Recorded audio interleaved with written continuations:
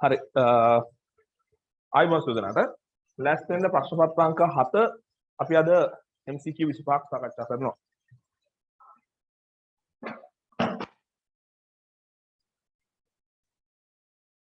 ඔයගොල්ලන් පළවෙනි ප්‍රශ්නේ අහනවා ක්‍රෝමියම් 3+ C පිටත ශක්ති මට්ටමේ ඉලෙක්ට්‍රෝනික වින්‍යාසය ලියන්න.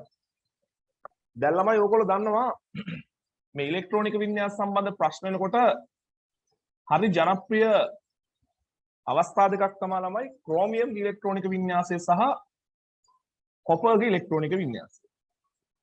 ගොඩක් වෙලාවට අපෙන් ප්‍රශ්න අහන ඉලෙක්ට්‍රෝනික වින්‍යාස දෙකක් තමයි ක්‍රෝමියම් ඉලෙක්ට්‍රෝනික වින්‍යාසය සහ කොපර්ගේ ඉලෙක්ට්‍රෝනික වින්‍යාසය. ඒතර ඔයගොල්ලන්ට මේ දෙන්නගේ ඉලෙක්ට්‍රෝන පිරීමේදී අපි අර අනුගමනය කරන අවුබ්බා මූල ධර්මයෙන් පොඩි වෙනස් වීමකට භාජනය වෙනවා. ළමයිට ඒ ගැන අවබෝධයක් තියෙන්න. ඒතර ක්‍රෝමියම් කියලා කියන්නේ ආවර්තාවකයේ 24 වෙනි මූලද්‍රව්‍ය. එතකොට මෙයාගේ ඉලෙක්ට්‍රෝනික වින්‍යාසය සාමාන්‍යයෙන් ළමයෙක්ට මෙහෙම ලියන්න පුළුවන් හැකියාව වෙන්න ඕන ළමයි. මේ වගේ දැන් MCQs නේ අපි කරන්නේ. MCQ එක කරනකොට අපි පුළුවන් තරම් කාලය ඉතුරු කර ගන්න ඕන. එතනදී අපිට පුළුවන් වෙන්න ඕන මෙයාගේ ඉලෙක්ට්‍රෝනික වින්‍යාසය මෙන්න හරි 3s2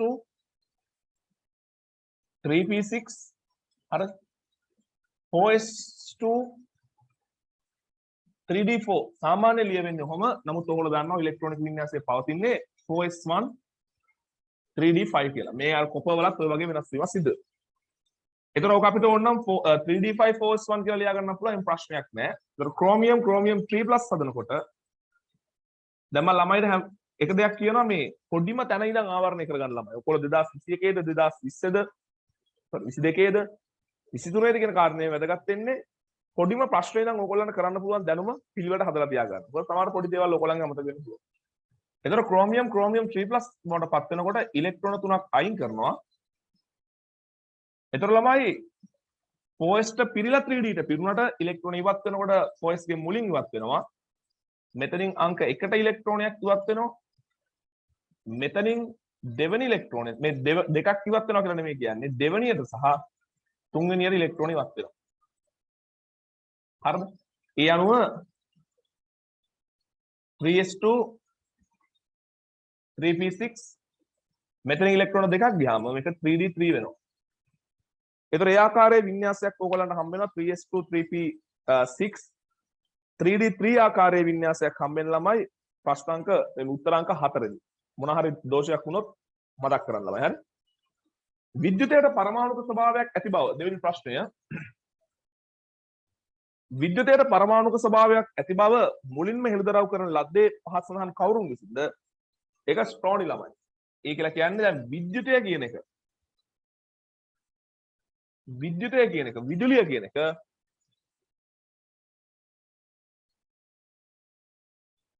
නිශ්චිත ආරෝපණයක් සහිත හරිද? සෑක් charge එකක් තියෙනවා. constant charge එකක් තියෙනවා. නිශ්චිත ආරෝපණයක් සහිත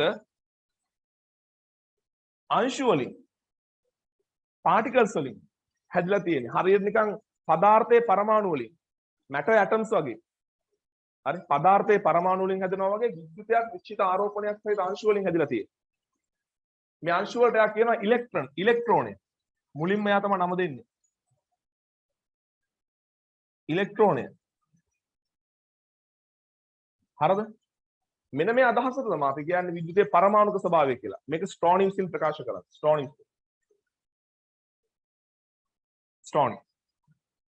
එතකොට ඒකට උත්තරේ අංක 2. තුන්වෙනි එක. කැතෝඩ කිරණ පිළිබඳව පහත් සඳහන් දක්වා ඇති ප්‍රකාශ වලින් අසත්‍ය වන්නේ. වැරදි කපෙන් අහන්න. පළවෙනි එක. ඉතා තුනි ඇලුමිනියම් තහඩුවක් තුලින් විනිවිද යා හැක. මම මෙතනදී අදහස් කරනවා අපි කැතෝඩ කිරණ සම්බන්ධව පුතේ කතා කරනකොට කොතනකවත් ලෝහ තහඩුවක් තුලින් විනිවිද යන බවක් කතා කරේ නෑ මට මතක විදිහට. හැබැයි අපි බීටා කිරණ ඉගෙන ගන්නකොට ඉගෙන ගන්නවා බීටා කිරණ වලට ඉතා තුනි ඇලුමිනියම් තහඩුවක් තුලින් විනිවිද යන්න පුළුවන් කියලා. මම එතනින් බලාපොරොත්තු වෙනවා ඉතා තුනි ඇලුමිනියම් තහඩුවක් තුලින් බීටා කිරණ වලට යන්න පුළුවන් නම් බීටා කියලා කියන්නේ ඉලෙක්ට්‍රෝන විනිවිද යාමේ හැකියාවක් තියෙනවා යාට. විනිවිද යාමේ හැකියාවක් තියෙනවා. ඒ නිසා වේගවත් කැතෝඩ කිරණ කියලා කියන්නේ ඉලෙක්ට්‍රෝන ධාරා. ඒ නිසා කැතෝඩ කිරණ වලට ඉලෙක්ට්‍රෝන වලට විනිවිද යාමේ හැකියාවක් ඇලුමිනියම් තහඩු වලින් තියෙනවා කියන අදහස් තමයි මම ළමයිට එතනින් ඒ කියන්නේ අර බීටා කිරණ වලින් ඔළුවට එන අදහසක් ඉලෙක්ට්‍රෝන වලට විනිවිද යන්න පුළුවන් කියලා. බීටා කිරණ වල තියෙන ඉලෙක්ට්‍රෝන කියලා අපි කියනවා. එහෙනම් ඉලෙක්ට්‍රෝන කැතෝඩ කිරණ වලටත් තුනී ඇලුමිනියම් තහඩුවක් තුලින් යාමේ හැකියාවක් තියෙනවා කියන අදහස් තමයි මම ගත්තේ. ඒ නිසා ඒකට උත්තරේ 1. ඊට පස්සේ දෙවෙනි එක විද්‍යුතයේ පරමාණුක ශක්තිය නියත නොවේ. දැන් පුතේ අපි කැතෝඩ කිරණ නලයක් ගත්තාම ඔය කැතෝඩ කිරණ නලය තුළ තියෙන ඉලෙක්ට්‍රෝන ගැටීම් ඇති වෙනවා. වේගය අඩු වෙනවා, වේගය වැඩි වෙනවා. ඒත් එක්ක විද්‍යුත් ශේෂ්ත්‍රය තුළ අපිට සලකන්න පුළුවන් පුතේ කැතෝඩයේ සිට ඇනෝඩයේ දෙසට මෙයාට ත්වරණයක් තියෙන්නේ, බලයක් ක්‍රියාත්මක වෙනවා, මෙයා ත්වරණය වෙනවා. හරිද? වේගය වැඩි වෙමින් ගමන් කරනවා කියලා අපිට සලකන්න පුළුවන්. ඒ නැතත් ඉලෙක්ට්‍රෝන අතර ගැටුම් ඇති වෙනවා. වායු අර නලය තුළ තියෙන අවශේෂ රෙසිඩුවල් ගෑස් අවශේෂ වායු අණුත් එක්ක ගැටීම් ඇති වෙනවා. තේරුණාද? එතකොට ඒ ගැටීම් හැප්පීම ඇති වෙනකොට මේගොල්ලන්ගේ චාලක ශක්තිය ආදී වෙනස් වෙන්න පුළුවන්. ඒ නිසා ශක්තිය නියත නොවේ කියන ගන්තියක් හරි කියලා ගන්න. හරිද? ඊට පස්සේ තුන්වෙනි එක වර්ණයක් නොමැත. කැතෝඩ කිරණ වලට වර්ණයක් නැහැ. ඉන්විසිබල්. කැතෝඩ කිරණ වලට වර්ණයක් නැහැ. කැතෝඩ කිරණ ගැටීම් ඇති කිරීමේදී ස්ට්‍රයිකින් on zinc sulfide coated wall zinc sulfide ආලේපිත බිත්තියේ හැප්පීමේදී අපි කියනවා කොළ පැහැති වර්ණයක් ඇති වෙනවා. ඊට අමතරව නලය තුලින් යනකොට අවශේෂ වායු අණු එක්ක හැප්පෙද්දි මෙයාට දීප්තියක් ඇති කරන්න පුළුවන්. වර්ණයක් ඇති කරන්න පුළුවන්. ඒතර කැතෝඩ කිරණ වල වර්ණය නෙමෙයි තියෙන්නේ. ගැටීම නිසා ඇති කරන වර්ණය. හරිද? due to the collisions. හරිද? මතක තියාගන්න. ස්ට්‍රයික් වෙද්දි කොලයිඩ් මේ අර ඒකොල කියලා බිත්තිය හැප්පෙද්දි තමයි වර්ණය ඇති වෙන්නේ. ඒක කැතෝඩ කිරණ වලට වර්ණයක් නෑ. කැතෝඩ කිරණ අපි කියන අවර්ණයි කියලා. ඒතර වර්ණයක් නොමැත කියන එක අපිට හරි කියලා ගන්න පුළුවන්. පොඩ්ඩක් ඉන්න. ශක්තිය නිතුන හරි. චුම්බක ශේෂ්ත්‍රයකදී උත්ක්‍රමණයට භාජනය නොවේ. ඒක වැරදි. ඒක වැරදි. ඕගොල්ලෝ දන්නවා චුම්බක උත්තර ද්‍රවයක් සහ දක්ෂිණ ද්‍රවයක් නැත්නම් චුම්බක ශේෂ්ත්‍රයක් තුනේ යවනකොට උඩටම යනවා කියලා එකක් නැහැ. ඒ උත්තර ද්‍රවය කොහෙද තියෙන දක්ෂිණ ද්‍රවය තියෙන කොහෙද නැත්නම් ශේෂ්ත්‍රයේ දිශාව කොහෙද කියන කාරණේ මත කැතෝඩ කිරණ වලට උත්ක්‍රමණය වෙන්න පුළුවන්. අපි සාමාන්‍යයෙන් මතක තියාගන්න ඕන පුතේ ආරෝපණයක් තියෙන අංශ වලට චුම්බක ශේෂ්ත්‍රවලදී උත්ක්‍රමණය වෙන්න පුළුවන්. එතනදී ඉලෙක්ට්‍රෝන හැරෙන්නේ කොයි දිශාවටද? ධනායන නැත්නම් ධනාරෝපිත අංශු ඊට ප්‍රතිවිරුද්ධ දිශාවට හැරෙනවා. ශේෂ්ත්‍රයට ලම්බකව. ශේෂ්ත්‍රයට ලම්බකව. හතර උත්තරේ ගන්න. කැතෝඩ පුෂ්ඨයෙන් ජනිත වේ. අපි සලකනවා පුතේ කැතෝඩ කිරණ කැතෝඩ පුෂ්ඨයෙන් එළියට පයින්නේ. මැදදී වායු අණු එක්ක ගැටෙනකොට වායු අණු අයනීකරණය වෙන්න පුළුවන්. ඒ වායු අණු වලිනුත් ඉලෙක්ට්‍රෝන ගැලවිලා එන්න පුළුවන්. හරිද? නමුත් කැතෝඩ පුෂ්ඨයෙන් ඉලෙක්ට්‍රෝන එළියට යනවා කියන එක ගන්න පුළුවන් සත්‍යයි. ඒ වගේම අපි කියනවා ලම්බකව මුක්ත වෙන්නේ කියලා. ලම්බක. ලම්බ. ඒ නිසා ඒකේ උත්තරය අපිට ගන්න වෙනවා 3 කියලා. ඊට පස්සේ හතරවෙනි ප්‍රශ්නය දැන් ගොඩාක් ඉස්සර අතීතයේදී ළමයි ගොඩක් ඉස්සර ඒ කියන්නේ ඕකේ තියෙනවානේ classical physics and modern physics කියලා. පැරණි භෞතික විද්‍යාව සහ නව භෞතික විද්‍යාව. එතකොට මේ පැරණි භෞතික විද්‍යාව සහ නව භෞතික විද්‍යාව ගත්තාම නැත්නම් classical physics and modern physics. ඔය මොඩර්න් ෆිසික්ස් කියන එක එන්නේ පුතේ මොකක් එක්කද? ක්වොන්ටම් වාදයත් එක්ක. මොඩර්න් ෆිසික්ස් වල තමයි ක්වොන්ටම් වාදය තියෙන්නේ.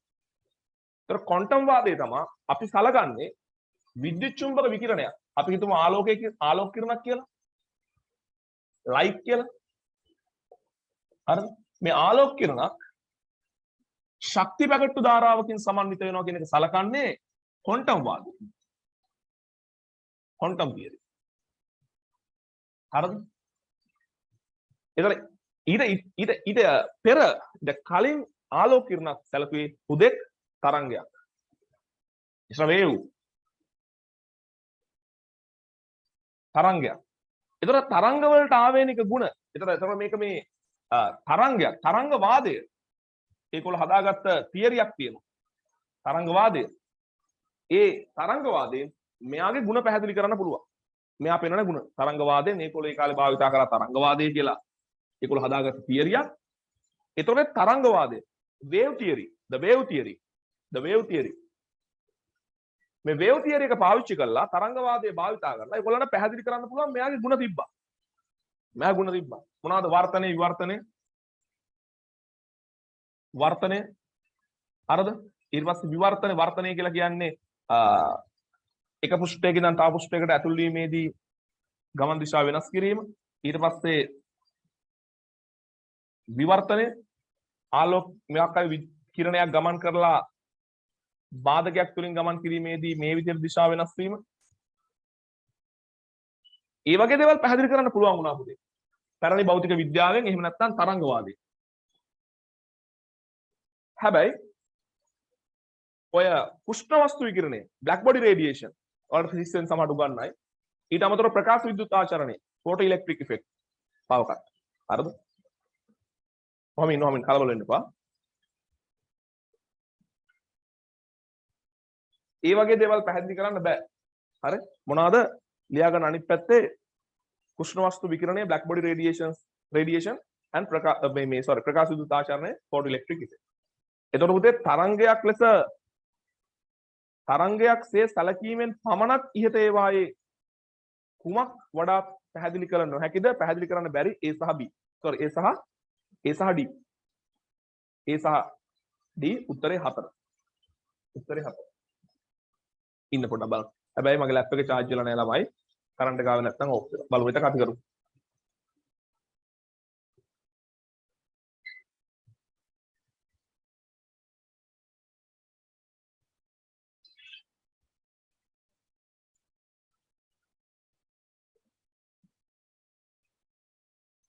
හරි නේද? හරි. මේ පැත්තේ black body radiation උෂ්ණ වස්තු විකිරණය.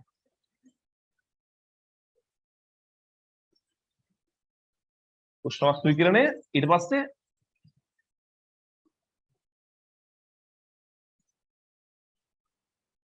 ප්‍රකාශ විද්‍යුත් ආචරණය. ඒ වගේ දේවල් උෂ්ණ වස්තු විකිරණය ඇති වෙන්නේ කොහොමද? ප්‍රකාශ විද්‍යුත් ආචරණයේදී ඒ දකින්න හම්බෙන නිරීක්ෂණ පුතේ පැහැදිලි කරන්න තරංගයක් විදියට සලකලා බෑ. ඒකට අපිට ක්වොන්ටම් යාන්ත්‍ර විද්‍යාව නැත්නම් ක්වොන්ටම් ෆිසික්ස් ඕන වෙනවා. මැක්ස් ප්ලාන්ක් උෂ්ණ වස්තු විකිරණය ප්‍රකාශ විද්‍යුත් ආචරණය ඒවා ඒ කාලෙදි විච්ච තියරියෙන් ඔය වර්තනයේ විවර්තනය වගේ පැහැදිලි කිරීමට භාවිතා කරපු තරංගවාදය වේව් තියරි කියලා. ඒකෙන් පැහැදිලි කරන්න බෑ. හරි. එන්න බලන්න MCQ 10ක් වත් කරගන්න පුළුවන්ද කියලා බලන්න. ඊට කලින් නැයිනේ. ඊට පස්සේ පස්වෙනි එක. පස්වෙනි එක.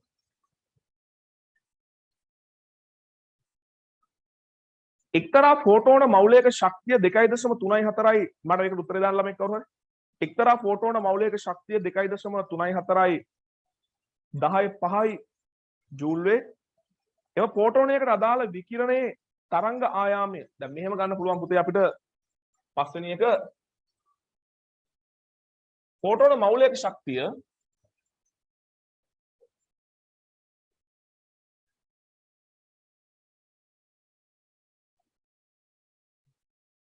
the energy of one mole of photon මෞලික ශක්තිය මම හැම වෙලේම E කියන එකෙන් සංකේත කරන්නේ පුතේ අපේ අද සිට A levels වලට යනකම් E කියලා ගත්තොත් ඒ එක ෆෝටෝනයක ශක්තිය හරි එතකොට එක ෆෝටෝනයක ශක්තිය අපි ඇවගාඩ්‍රෝ නියතයෙන් 6.022 1023යි මෞලයට වලින් ගුණ කරන්න ඕන ෆෝටෝන මෞලික ශක්තිය එතකොට පුතේ ඒ ෆෝටෝන මෞලික ශක්තිය 2.34 වැඩි කිරීම 10.5 ජූල් කියලා දීලා තියෙනවා. අපිට ෆෝටෝනයක ශක්තිය තරංග ආයාමයේ එන්න ලියන්න පුළුවන්. hc යට ලැම්ඩා E සමාන hf කියලා සමීකරණයකුත් තියෙනවා. h mu කියන්නත් පුළුවන්. එහෙම නැත්නම් hc යට ලැම්ඩා දාන්න පුළුවන්. වැඩි කිරීම 6.022 මෞලයට ළමයි දෙන්නෙක් තුන්දෙනෙක් දාන ළමයි උත්තරේ එතකොට මේකේ ලැම්ඩා ගන්න පුළුවන් h 6.626 වැඩි කිරීම 10.34යි ජූල් තප්පර 6.022 වැඩි කිරීම 10.3යි මවුලයට right t දැම්මේ නැනේ ළමයි C දැම්මේ නෑනේ.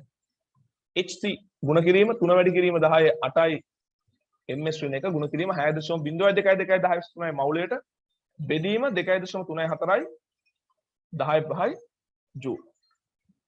හරිනේ? කියලා මම යාළුවා ලැම්ඩා 511ද? 511 very good. උත්තරේ 5. හරි. පාපු කරන්ට් එක આવදනේ. 6. n කුඩායි 4. n කුඩායි 4. ඊට පස්සේ l සමානයි 2. තව තියෙනවා පුතේ. ml සමානයි ඍණ 2. ml සමානයි මොන දෙකද? ඍණ 2. යන ක්වොන්ටම් අංක දරන ඉලෙක්ට්‍රෝන කොපමණ ප්‍රමාණයක් පරමාණුවක් තුල පැවතිය හැකිද? ඒ කියන්නේ භූමි අවස්ථාවේ පරමාණුවක් තුල පුතේ මෙන්න මේ ක්වොන්ටම් අංක ටික දරාගෙන කොච්චර ඉන්න පුළුවන්ද කියලා අහන පරමාණුවක ඉලෙක්ට්‍රෝන මොකක් හරි පරමාණුවක තියෙනවා උපරිම ඉලෙක්ට්‍රෝන සංඛ්‍යාව. ඔය අහන උපරිම ඉලෙක්ට්‍රෝන සංඛ්‍යාව. maximum number of electrons that can exist with these quantum number.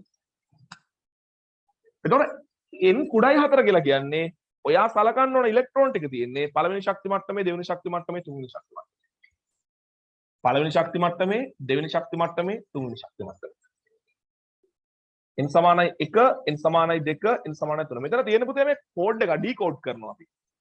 හරි? ඩිකෝඩ් කරනවා. ඊට පස්සේ l සමානයි 2 කියලා කියන ළමයි ඔයගොල්ලෝ දන්නවා l සමානයි 0 නම් s උපශක්ති මට්ටම. 1 නම් p උපශක්ති මට්ටම. 2 නම් d උපශක්ති මට්ටම. එහෙනම් ඉලෙක්ට්‍රෝන පළවෙනි ශක්ති මට්ටමේ දෙවෙනි ශක්ති මට්ටමේ තුන්වෙනි ශක්ති මට්ටමේ ඉන්නත් ඕන d උපශක්ති මට්ටමක වෙන්නත් ඕන. ඉතින් d තියෙන්නේ කොයි විතරද? d තියෙන්නේ තුන්වෙනි එකේ විතරයි. හැබැයි d උපශක්ති මට්ටමේ කාක්ෂික පහක් තියෙනවා. හැබැයි මෙතකොල්ලෝ කාක්ෂිකය ඩිෆයින් කරනවා. ඒක ඍණ 2 කාක්ෂිකය වෙන්න ඕන. ඔයා දන්නවා මෙතන ml ලගේ ඍණ 2 ඍණ 1 බිඳුව ධන 1 ධන 2 වෙනවා. දැන් අපිට සලකන්න වෙන්නේ මෙන්න මේ කාක්ෂිකය විතරයි. පවතින පුළුවන් උපරිම ඉලෙක්ට්‍රෝන සංඛ්‍යාව 2යි උත්තරේ 2. මේකේ පවතින පුළුවන් ඉලෙක්ට්‍රෝන 2ක. ඒගොල්ලෝ ස්පින් ක්වොන්ටම් නම්බර් එක භ්‍රමණ ක්වොන්ටම් අංකයේ ධන භාගය හෝ ඍණ භාගය කියලා එහෙම දුන්නා නම් ඒතර 1යි. ඒගොල්ලෝ ස්පින් ක්වොන්ටම් නම්බර් එක ඩිෆයින් කරලා නැහැ. භ්‍රමණ ක්වොන්ටම් අංකය ඩිෆයින් කරලා නැහැ. ඒතර ඒගොල්ලෝ මේන් ක්වොන්ටම් නම්බර් එක ප්‍රධාන ක්වොන්ටම් අංකය අසිමියුතල් ක්වොන්ටම් අංකය නැත්නම් ඇන්ගුලර් මොමන්ටම් කියලා කියන කෝණික ගම්‍යතා ක්වොන්ටම් අංකය අසිමියුතල් ක්වොන්ටම් අංකය ඊට පස්සේ මැග්නිටියුඩ් ක්වොන්ටම් නම්බර් චුම්බක ක්වොන්ටම් ඒ තුන ඩිෆයින් කරලා තියෙනවා. ඒ තුනට අදාළව තුන්වන ශක්ති මට්ටමේ දී කාක්ෂික එකක පවතින ඉලෙක්ට්‍රෝන දෙක තමයි පුතේ මේකදී අපිට සලකන්න වෙන්නේ. එන්න හත්වෙනි ප්‍රශ්නේ.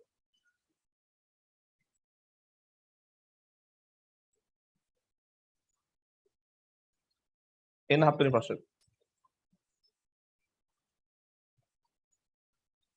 රදර්ෆර්ඩ්ගේ ස්වර්ණපත්‍ර පරීක්ෂණය සහ ඔහුගේ පරමාණුක ආකෘතිය සම්බන්ධයෙන් පහත් දැක්වෙන කුමන ප්‍රකාශය සත්‍යද? පුතේ මෙතනදී කාරණා දෙකක් බලනවා. තුනී රන්පත් පරීක්ෂාව.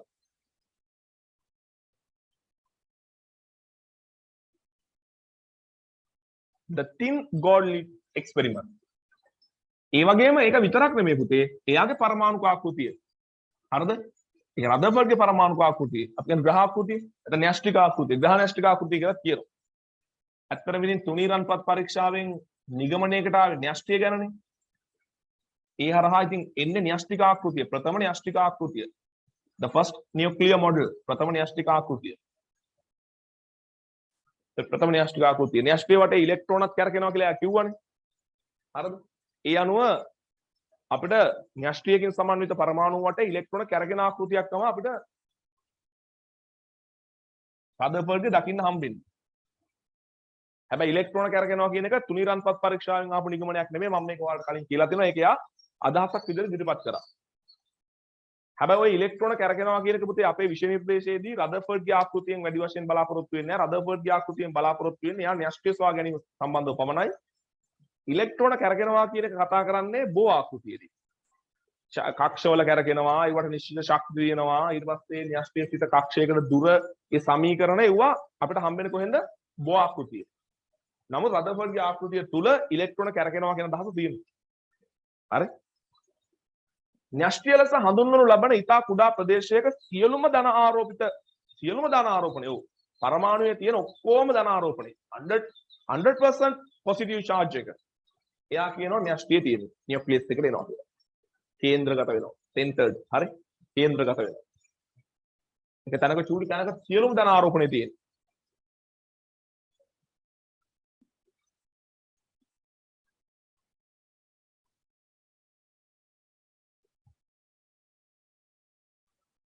හරි?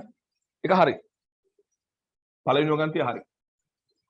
දෙක න්‍යෂ්ටිය වටා ඉලෙක්ට්‍රෝන චලනය වෙමින් පවතින විශාල හිස් අවකාශයක් පරමාණු වලට ඇත. ඔව්. එයා කිව්වේ එහෙමනේ. එයා කිව්වේ පදාර්ථය ගත්තාම පදාර්ථයේ පරමාණු හරි ලොකුයි. කියන්නේ අපිට මෙච්චර ලොකුට පේන්නේ. ඒතර මේකේ ඉතා කුඩා ප්‍රදේශයක තමයි අර පදාර්ථයේ තියෙන. කියන්නේ පරමාණුවක් ගත්තාම ඉතා කුඩා ප්‍රදේශයක තමයි ද්‍රව්‍ය පවතින්නේ. න්‍යෂ්ටිය තමයි ඔය ඇත්තටම පදාර්ථය 100%ක් කියනවා කියලා කිව්වේ නෑ පුතේ. ධනාරෝපණය 100%ක් තියෙනවා. ඉතින් පරමාණුවේ ඇත්තටම 99%ක් විතරම පදාර්ථය කියලා තියෙන්නේ ධන ප්‍රෝටෝනනේ. ඒතර ප්‍රෝටෝන ටික න්‍යෂ්ටියට ආවා කියලා කියන්නේ තනිකරම පදාර්ථය ආවා වගේ තමයි. නමුත් ඉලෙක්ට්‍රෝන ටික එළිය තියෙන නිසා අපි 100%ක් පදාර්ථය තියෙනවා කියලා කියන්නේ. නමුත් ඉතින් පරමාණුවක ද්‍රව්‍ය කියන දේ, මැටර්, දේවල් කියන දේ තියෙන්නේ න්‍යෂ්ටියේ.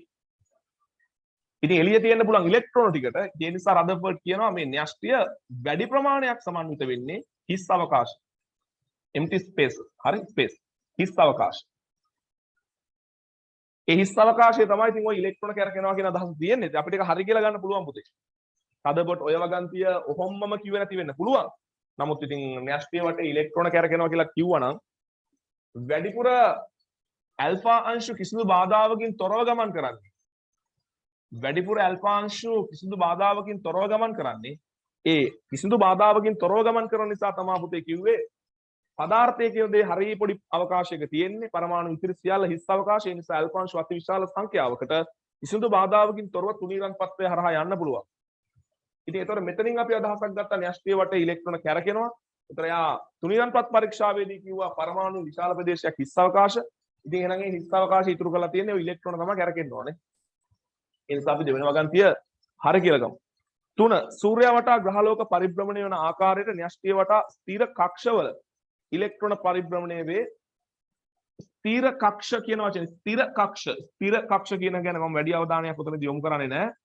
ඒ වගන්තිය හරි කියලා ගන්න සාමාන්‍යයෙන් අපි සලකන්නේ සූර්යයා වටා ඒකනේ අපිට අර නියුක්ලියර් මොඩල් එක සෝලාර් මොඩල් එක කියලා කියනවා. හරි? අර සූර්යයා වටා එහෙම තමයි කියන්නේ. සූර්යයා වටා ග්‍රහලෝක කැරකෙන විදිහට න්‍යෂ්ටිය වටා ඉලෙක්ට්‍රෝන කැරකෙනවා වගේ අදහසක් තමයි අපේ රදර්ෆර්ඩ්ගේ ආකෘතිය තියෙන්නේ. රදර්ෆර්ඩ්ගේ ආකෘතිය. එහෙම තමයි ඕ ලෙවල් කාලෙත් එහෙම ගන්නලා ඇති. මට මතක නැහැ ඕ ලෙවල් කාලේ කොහොමද දැන් තියෙන්නේ කියලා. හරිද? ඒ නිසා තුන්වන වගන්තිය අපි හරි කියලා ගමු. ඔය වගන්ති වල ඔය පේපර් එකත් මම කලින් හදපු පේපර් එකක්. ඒ කියන්නේ කලින් හදපු එකක් කියන්නේ මම මේ අවුරුද්දේ පේපර්ස් හදනකොට දශමෙට මම බල හදන්නේ. මේකේ සමහර වගන්ති වල සමහර වචන මට නිකන් අයින් කරන්න හිතුණා. නමුත් එතරම්දී මම එච්චර දුරට පැන්නුවේ නැහැ. ඔයගොල්ලන්ට තාම එහෙම අවශ්‍යතාවයක් නැහැ. වැරදි කියන එක නෙමෙයි කියන්නේ. හරි. මේ මොකද මම සාමාන්‍යයෙන් කැමති හැම වගන්තියක්ම ඇත්තටම මේ ඒගොල්ලෝ කියපුවමද කියලා අරගෙන දෙන්න හරියට කැමති. එහෙම නැති ඕන තරම් එළප පේපර් එකේ තියෙනවා. අපි මේකේ බලමු අපිට ගන්න පුළුවන් හොඳම උත්තරේ මොකක්ද කියලා. පරමාණුයේ පරිමාවට සාපේක්ෂව න්‍යෂ්ටියේ පරිමාව ඉතා කුඩා බව. ඒක හරිනේ පුතේ. පරමාණුයේ පරිමාවට සාපේක්ෂව න්‍යෂ්ටිය පවතින ඉතා කුඩා ප්‍රදේශයක් කියන එක හදපට කිව්වා. පරමාණුක ස්කන්ධය සම්පූර්ණයෙන්ම න්‍යෂ්ටියට සීමා වී ඇත. අන්න ඒක වැරදි පුතේ. ඒක වැරදි. පදාර්ථයේ කොහොමත් ඉලෙක්ට්‍රෝන යා න්‍යෂ්ටියට ගත්තේ නැහැ දැන්. හදපට දැනගෙන හිටියා. ධනාරෝපණ සහ ඍණාරෝපණ කියලා ಜಾති දෙකක් තියෙනවා. ධනාරෝපණය විතරයි න්‍යෂ්ටියට දැම්මේ. න්‍යෂ්ටියට ධනාරෝපණය විතරක් දැම්මනම් පුතේ ඉලෙක්ට්‍රෝන තියෙනවනේ එළියේ. එතකොට තුනේ අපි හතරක් හරි කියලා ගමු පහ වැරදි කියලා ගමු. ඒතර එයාගේ පරමාණුව ගත්තාම මේ න්‍යෂ්ටියේ තියෙන්නේ ධනාරෝපණය. එහෙනම් එළිය තියෙන්න ඕන ඍණාරෝපණය. ඒ කියන්නේ න්‍යෂ්ටියට ඉලෙක්ට්‍රෝන ටික දාන්නේ නැහැ. ඒ කියන්නේ පදාර්ථයේ යම් ප්‍රමාණයක් මේ හිස් අවකාශයේ තියෙන. සියලුම පදාර්ථය පරමාණුවේ තියෙන සියලුම ද්‍රව්‍ය මැටර් එක න්‍යෂ්ටියට දැම්මේ නැහැ. ඍණාරෝපණ යම් ප්‍රමාණයක් එළිය තියෙන්න ඕන කියන්නේ යම් ස්කන්ධ ප්‍රමාණයක් න්‍යෂ්ටියට එන්නේ නැතුව හිස් අවකාශය තුල තියෙන්න ඕන. ඒ නිසා අපි උත්තරේ 5 කියලා ගමු 7 වෙනි එක. ඉන්න 8 වෙනි එකට. ඉංග්‍රීසි මීඩියම් ළමයිට මේ જાතිය ප්‍රශ්නයක් කලින් කරලා තියෙනවද දන්නේ නැහැ බලන්න. එක්තරා මූලද්‍රව්‍යයක අනුයාත අයනීකරණ ශක්තිය. ඒ කියන්නේ successive ionization energy. හරි ඒ කියන්නේ පුතේ අර පරමාණුවකින් පළවෙනි ඉලෙක්ට්‍රෝනය ගලවන්න දෙන්න ඕන ශක්තිය දෙවන ඉලෙක්ට්‍රෝන අපි කතා කරලා තියෙනවා පළමු අයනීකරණ ශක්තිය දෙවන අයනීකරණ ශක්තිය ආවර්තාවගුවේ වමේ කියන්නේ සෝඩියම්ගේ පළමු අයනීකරණ ශක්තිය පොටෑසියම්ගේ අර අපි එකිනෙකට වෙනස් මූලද්‍රව්‍ය වල පළමු අයනීකරණ ශක්තිය විතර සංසන්දනය කරා. ඒවා තමයි වැඩිපුර ප්‍රශ්න කරලා තියෙන්නේ. අක්වක් විචලනය ආවේ. මේ කතා කරන්නේ අක්වක් විචලනය නෙමෙයි. අක්වක් විචලනය යන්නේ එකිනෙකට වෙනස් මූලද්‍රව්‍ය වල එක්කෝ පළමු අයනීකරණ ශක්තිය වෙනස් වෙන්නේ කොහොමද? නැත්නම් දෙවන අයනීකරණ ශක්තිය වෙනස් වෙන්නේ කොහොමද කියලා. මේ කතා කරන්නේ තෝරගත්ත පරමාණුවක පළවෙනි ඉලෙක්ට්‍රෝනය ගලවනවා කොච්චර ශක්තිය දෙන්න ඕනද? තෝරගත්ත ඒ පරමාණුවේ දෙවෙනි ඉලෙක්ට්‍රෝනය ගලවනවා කොච්චර ශක්තිය දෙන්න ඕනද? ඉතින් ළමයි ඔය කාරණය චුට්ටක් ඇතුළට ගිහිල්ලා ඔයගොල්ලන්ට කියලා දෙනවා නම් දැන් ඔය පරමාණුවේ අපිට පුළුවන් ඔය අයනීකරණ ශක්තිය ප්‍රස්ථාරගත කරා නම් හරි අපි අයිදාමු අයනයිසේෂන් එනර්ජි කියන්නේ ඕනනම් ඒකකයේ කිලෝජූල් per mole මවුලට කිලෝජූල් මෙතන ඉවත් කරන ඉලෙක්ට්‍රෝනය වගන් දෙච්ච ලොකුට දාගන්න ඕනේ පළවෙනි ඉලෙක්ට්‍රෝනය ඉවත් කරන දෙන්න ඕන ශක්තිය 2 3 4 5 දැන් ඔකේ තියෙන අගයන් ටික දාගත්තාම පුතේ දල වශයෙන් 1400යි දැන් මම නිකන් දාන්නේ ඕකේ මේ වගේ එකක් 1400 මේ හරිය දෙක ගමු ඊට පස්සේ ළමයි 2000 මේ හරිය ගමු ඊට පස්සේ ළමයි 4500 මේ හරිය ගමු එච්චරත් ඕනේ මේ වගේ එන්න ගමු ඔය විදිහට පළමු අයනීකරණ ශක්තියට වඩා දෙවෙනි එක වැඩි දෙවෙනි එකට වඩා තුන්වෙනි එක වැඩි ඒක ප්‍රශ්නයක් නෑ එහෙම තමයි එන්නේ ඊට පස්සේ 4000 ඉඳන් 7000ට වැඩිවීමක් තියෙනවා කොහොම වැඩිවීමක් තියෙනවා මෙතන මෙහෙම ඇයි මෙහෙම කැඩුවේ කියලා අහන්න එපා මට නිකන් කඩන්න හිතුණා ඒ නිසා මම කැඩුවා ඉතින් එහෙම හරියට මොනනම් ප්‍රස්තාර කොලයක් කරන අඳින්න ඕන මට පෙන්වන්න ඕන මෙහෙමයි මේකේ පහේ ඉඳන් 1 2 3 4 5 6 7ට යනකොට පහේ ඉඳන් 6ට යනකොට මොකද වෙන්නේ ළමයි එක පාටම 53000ට වැඩි වෙනවා මෙන්න මේ හරියට වැඩි වෙනවා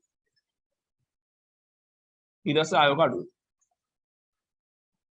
එතකොට මෙන්න මේ පළමු අයනීකරණ ශක්තිය දෙන්නේ පුතේ මේ තියෙන මෙතනින් තමයි පළමු අයනීකරණ ශක්තිය මෙතනින් දෙවන අයනීකරණ ශක්තිය මෙතනින් තුන්වන අයනීකරණ ශක්තිය මෙතනින් 4 මෙතනින් 5 මෙතනින් 6 දැන් මෙතන ලකුණු වෙන්නේ I1 මෙතන I2 I3 I4 I5 I6 එතකොට යම් මූලද්‍රව්‍යයක අනුයාත අයනීකරණ ශක්තිය ටිකේ ඒ අයනීකරණ ශක්තිය අගයන් ටික ගත්තාම I1 ට වඩා I2 විශාලයි ඊට වඩා I3 විශාලයි ඊට වඩා I4 විශාලයි ඊට වඩා I5 විශාලයි කොහොමත් ඕනම පරමාණුවක successive ionization energies වැඩි වෙනවා values වැඩි වෙනවා හැබැයි අපිට පේනවා එක තැනකදී සමහර වෙලාවට එක අයනීකරණ ශක්තිය අගයන් දෙකක් අතර ලොකු පරතරයක් කියලා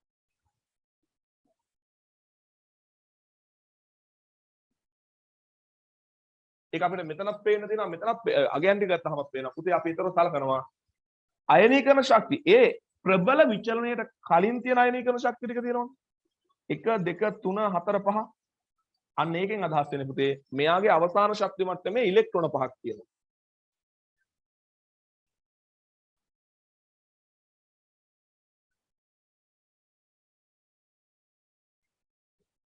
5 electrons are in its valence shell. ඒ කියන්නේ අවසාන ශක්ති මට්ටමේ ඉලෙක්ට්‍රෝන 5ක් තියෙනවා. ඒ අවසාන ශක්ති මට්ටමේ තියෙන ඉලෙක්ට්‍රෝන 5 ගලවන්න තමයි පොඩි ශක්ති ටිකක් දෙන්නේ. අවසාන ශක්ති මට්ටමේ පස්වෙනි ඉලෙක්ට්‍රෝනේ ගැලෙවුවට පස්සේ ඊළඟ ඉලෙක්ට්‍රෝනේ ගලවන්න අතුරු ශක්ති මට්ටමෙන් අතුරු ශක්ති මට්ටමෙන් ගලවන්න අමාරුයි. ඒ න්‍යෂ්ටික ළඟ එහෙම එනවා න්‍යෂ්ටික ආරෝපණය වැඩි. ඒ නිසා පුතේ එළිය ශක්ති මට්ටමේ ඉලෙක්ට්‍රෝන ඉවර වුණාට පස්සේ අතුරු ශක්ති මට්ටමෙන් ගලවන්න එක පාට වැඩි ශක්තියක් දෙන්න ඕන. එහෙනම් මේක පාට වැඩි ශක්තිය දීලා තියෙන මේ 6 වෙනි ඉලෙක්ට්‍රෝනේ තිබෙන්නේ අතුරු ශක්ති මට්ටමේ. එහෙනම් ප්‍රබල විචලනයට කලින් පවතින අනුයාත අයනීකරණ ශක්තිය අගයන් ගන්න. The number of values of successive ionization energy. අනුයාත අයනීකරණ ශක්තිය අගයන් ගණන සමානයි අවසාන ශක්ති මට්ටමේ පවතින ඉලෙක්ට්‍රෝන ගණන. ප්‍රබල විචලනයට පෙර පවතින අනුයාත අයනීකරණ ශක්තිය අගයන් ගණන. හරිද? එතකොට මෙතන ප්‍රබල විචලනයට පෙර මේ ප්‍රබල විචලනයට පෙර 1 2 3 4 5යි අයනීකරණ ශක්තිය අගයන් පහක් තියෙනවා. ඒ කියන්නේ ඉලෙක්ට්‍රෝන පහක් අයින් කළා. ඒ කියන්නේ අවසාන ශක්ති මට්ටම ඉලෙක්ට්‍රෝන 5යි. අවසාන ශක්ති මට්ටම ඉලෙක්ට්‍රෝන සංඛ්‍යාව දැනගත්තාම පොතේ අපිට ආවර්තාවකයේ මොන කාණ්ඩයේද ඉන්නේ කියලා අදහසක් ගන්න පුළුවන්. ඒතර අවසාන ශක්ති මට්ටම ඉලෙක්ට්‍රෝන 5ක් තියෙන්නේ ඕගොල් 15 වන කාණ්ඩයේ මූල ද්‍රව්‍ය වල. ඒ කියන්නේ නයිට්‍රජන් ෆොස්ෆරස් වගේ කට්ටිය. ඒ නිසා අපිට ඔය මූල ද්‍රව්‍ය දෙක නයිට්‍රජන් කියලා ගන්න පුළුවන්.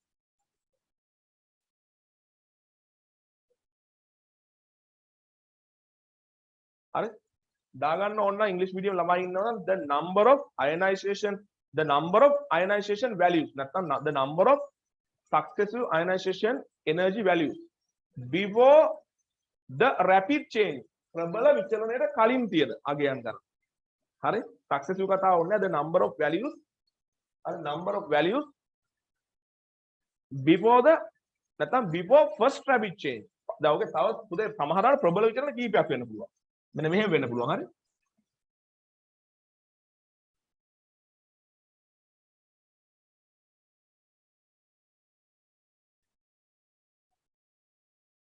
මෙන්න මෙහෙම.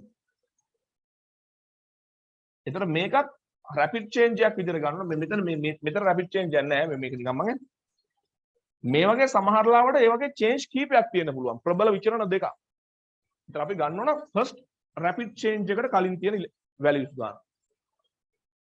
හරි ඒතර මෙතන නම් දෙකක් තියෙනවා. ඒ කියන්නේ අවසාන ශක්ති මට්ටමේ දෙකයි. ඒ කියන්නේ මැග්නීසියම් දෙවන කාණ්ඩයේ මූල ද්‍රව්‍යයක් වගේ. හරි එහෙමයි. හරි මම අවශ්‍ය නම් තව ඉද ගැන කියලා දෙන්න. මූල ද්‍රව්‍ය පිළිබඳව ත්‍රික වර්ගීකරණය. පුතේ ඒ කාලේ මූල ද්‍රව්‍ය අධ්‍යයනයේ පහසුව සඳහා මේගොල්ලෝ ස්ටඩි කරන්න ලේසි වෙන්න. හරි මේගොල්ලෝ වර්ග කරන්න හැදුවා. එක එක ක්‍රම තියෙනවා. ඔයගොල්ලන්ගේ සිංහල මීඩියම් පොතේ තියෙනවා මම හිස්ටරි එක දාලා හරියට ප්‍රශ්න අහන්න නැහැ ලොකුවට. ත්‍රික වර්ගීකරණය. මගේ ටර්ම් එක දීලා තියෙන ඉංග්‍රීසි මීඩියම් ළමයිට ඔයගොල්ලන්ගේ පේපර් එකේ හරිද? තුනේ සෙට් හදනවා. ඒ තුනේ සෙට් හදලා වර්ග කරන්න හැදුවේ ඩබරයින්. ඩබරයිනර්ගේ ත්‍රික වර්ගීකරණ. ඒ නිසා මේ ඔය නිව්ලන්ඩ්ගේ තියෙන්නේ ඩොක්ටර් රූල් කියලා. අෂ්ටක නීතිය නිව්ලන්ඩ්ගේ. හරිද? ඒ නිසා මතක තියාගන්න 9ට උත්තරේ 2. 9ට උත්තරේ 2. ඒ ගැන ඉංග්‍රීසි මීඩියම් ළමයිට විශේෂයෙන් ඉගෙන මොනවා හරි සිංහල මීඩියම් ළමයිට මම නෝට් එකේ දාලා තියෙනවා පොඩි කාරණා ටිකක්. ඉංග්‍රීසි මීඩියම් ළමයිට ඕන නම් පොඩ්ඩක් ඉන්ටර්නෙට් එකේ සර්ච් කරලා බලන්න. යා මූල ද්‍රව්‍ය 3 සෙට් හදලා තිනවා. ඒ 3 සෙට් හදන්න මොකද්ද භාවිතා කරේ? ඕන අපි ක්ලාස් එකේ දවස් කතා කරමු. ඒ වැඩක් නැහැ. ලොකුට ඉගෙන ගත්තා කියලා ඒවා. හරි. ඒ නිසා 9ට උත්තරේ ගන්න පුතේ ත්‍රික වර්ගීකරණයේ ඩබරයින් එකේ මට නිකන් ඔයගොල්ලන්ට ඕන උනේ පොඩ්ඩක් හිස්ටරි එක මතක් කරලා දෙන්න. හරිද? ඊට පස්සේ 10 වෙනි එක. 10 වෙනි එක. අපිට දීලා තියෙනවා මූල ද්‍රව්‍ය 1 2 3 4 5. ඔක්සිජන්, ක්ලෝරින්,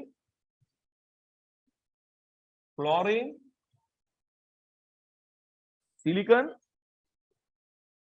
ඊට පස්සේ ඇලුමිනියම්. ඔක්සිජන්, ක්ලෝරින්, සිලිකන් හා ඇලුමිනියම්. යන මූල ද්‍රව්‍ය වල සහ සංයුජාරයේ වැඩි වන පිළිවෙලට නිවැරදිව සකසා ඇත්තේ. අපි දන්නවා තියරිය. left to right. හරි? ආවර්තයක වමේ සිට දකුණට අඩු වෙනවනේ. ගෲප් එකක පහළට, කාණ්ඩයක පහළට වැඩි වෙනවා. ඒතර අපිට පේනවා ඔක්සිජන්, ෆ්ලෝරින් කියන දෙන්න එකම ආවර්තය. ඒතර ඔක්සිජන්ට වඩා ෆ්ලෝරින් වල කුඩා වෙනවා. ඊට පස්සේ ක්ලෝරින්, සිලිකන්, ඇලුමිනියම් කියන කට්ටිය එකම ආවර්තය. ඇලුමිනියම් වම් පැත්තට බර වෙන්නේ ඉන්නේ. ඇලුමිනියම්ට වඩා කුඩා වෙන්න ඕන සිලිකන්, සිලිකන්ට වඩා කුඩා වෙන්න ඕන ක්ලෝරින්. හැබැයි ෆ්ලෝරින්ට වඩා විශාලයි ක්ලෝරින්. ඇයි එකම කාණ්ඩේ. එතකොට ඔයාට ගන්න පුළුවන් මෙහෙම. හරි? මෙහෙම ගමුනේ. ෆ්ලෝරින්ට වඩා විශාලයි ක්ලෝරින්.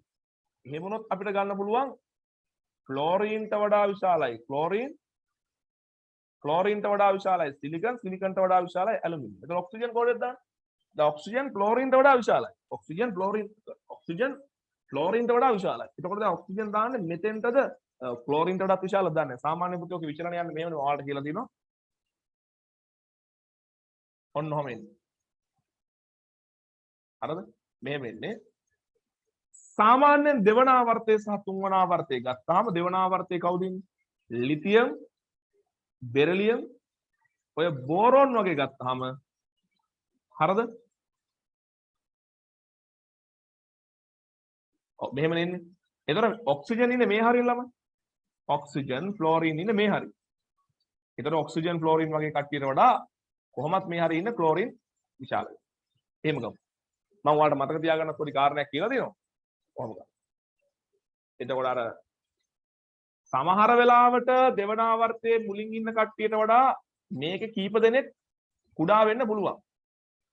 දෙවන ආවර්තයේ මුලින් ඉන්න කීප දෙනෙක්ට වඩා තුන්වන ආවර්තයේ අවසානයේ ඉන්න කීප දෙනෙක් කුඩා වෙන්න පුළුවන්. නමුත් පුතේ මේ දෙවන ආවර්තයේ අවසානයේ ඉන්න ඔක්සිජන් ෆ්ලෝරින් ඔය නයිට්‍රජන් ඔක්සිජන් ෆ්ලෝරින් වගේ සෙට් එකක් ඉන්නවනේ. ඊට පස්සේ ආගන් වගේ. ඒ සෙට් එකට වඩා නම් තුන්වන ආවර්තයේ සෙට් එක විශාලයි. මම ඔයාලට කියලා දෙනවා මේ ප්‍රස්තාරය එන්නේ මෙහෙම නෙමෙයි යා. දෙවන ආවර්තයේ ඕනෑම කෙනෙක්ට වඩා තුන්වන ආවර්තයේ කට්ටිය විශාලයි. දෙවන ආවර්තයේ ඕනෑම කෙනෙක්ට වඩා තුන්වන ආවර්තයේ කට්ටිය විශාලයි. එහෙම එච්චර ලොකු ગેප් එකක් නැහැ. සමහර වෙලාවට දෙවන ආවර්තයේ මුලින් ඉන්න කට්ටියට වඩා සමහර වෙලාවට නෙමෙයි එහෙම වෙනවා. දෙවන ආවර්තයේ මුලින් ඉන්න කීප දෙනාට වඩා තුන්වන ආවර්තයේ අග ඉන්න කීප දෙනා කුඩා වෙන්න පුළුවන්. එහෙම පොඩි ක්‍රොස් එකක් තියෙනවා මේක. ඒකනේ අපි කවදාවත් කියන්නේ නැහැ තුන්වන ආවර්තයේ සියලු දෙනාට වඩා දෙවන ආවර්තයේ කට්ටිය කුඩායි හෝ දෙවන ආවර්තයේ සියලු දෙනාට වඩා තුන්වන ආවර්තයේ කට්ටිය විශාලයි. එහෙම කියලා නෑ කවදාවත් වගන්න. ඒකට හේතුව තමයි දෙවන ආවර්තයේ මුලින් ඉන්න සෙට් එකට වඩා තුන්වන ආවර්තයේ කීප දෙනෙක් කුඩා වෙන්නේ. නමුත් දෙවන ආවර්තයේ අග ඉන්න සෙට් එකට වඩා නම් මේගොල්ලෝ විශාලයි.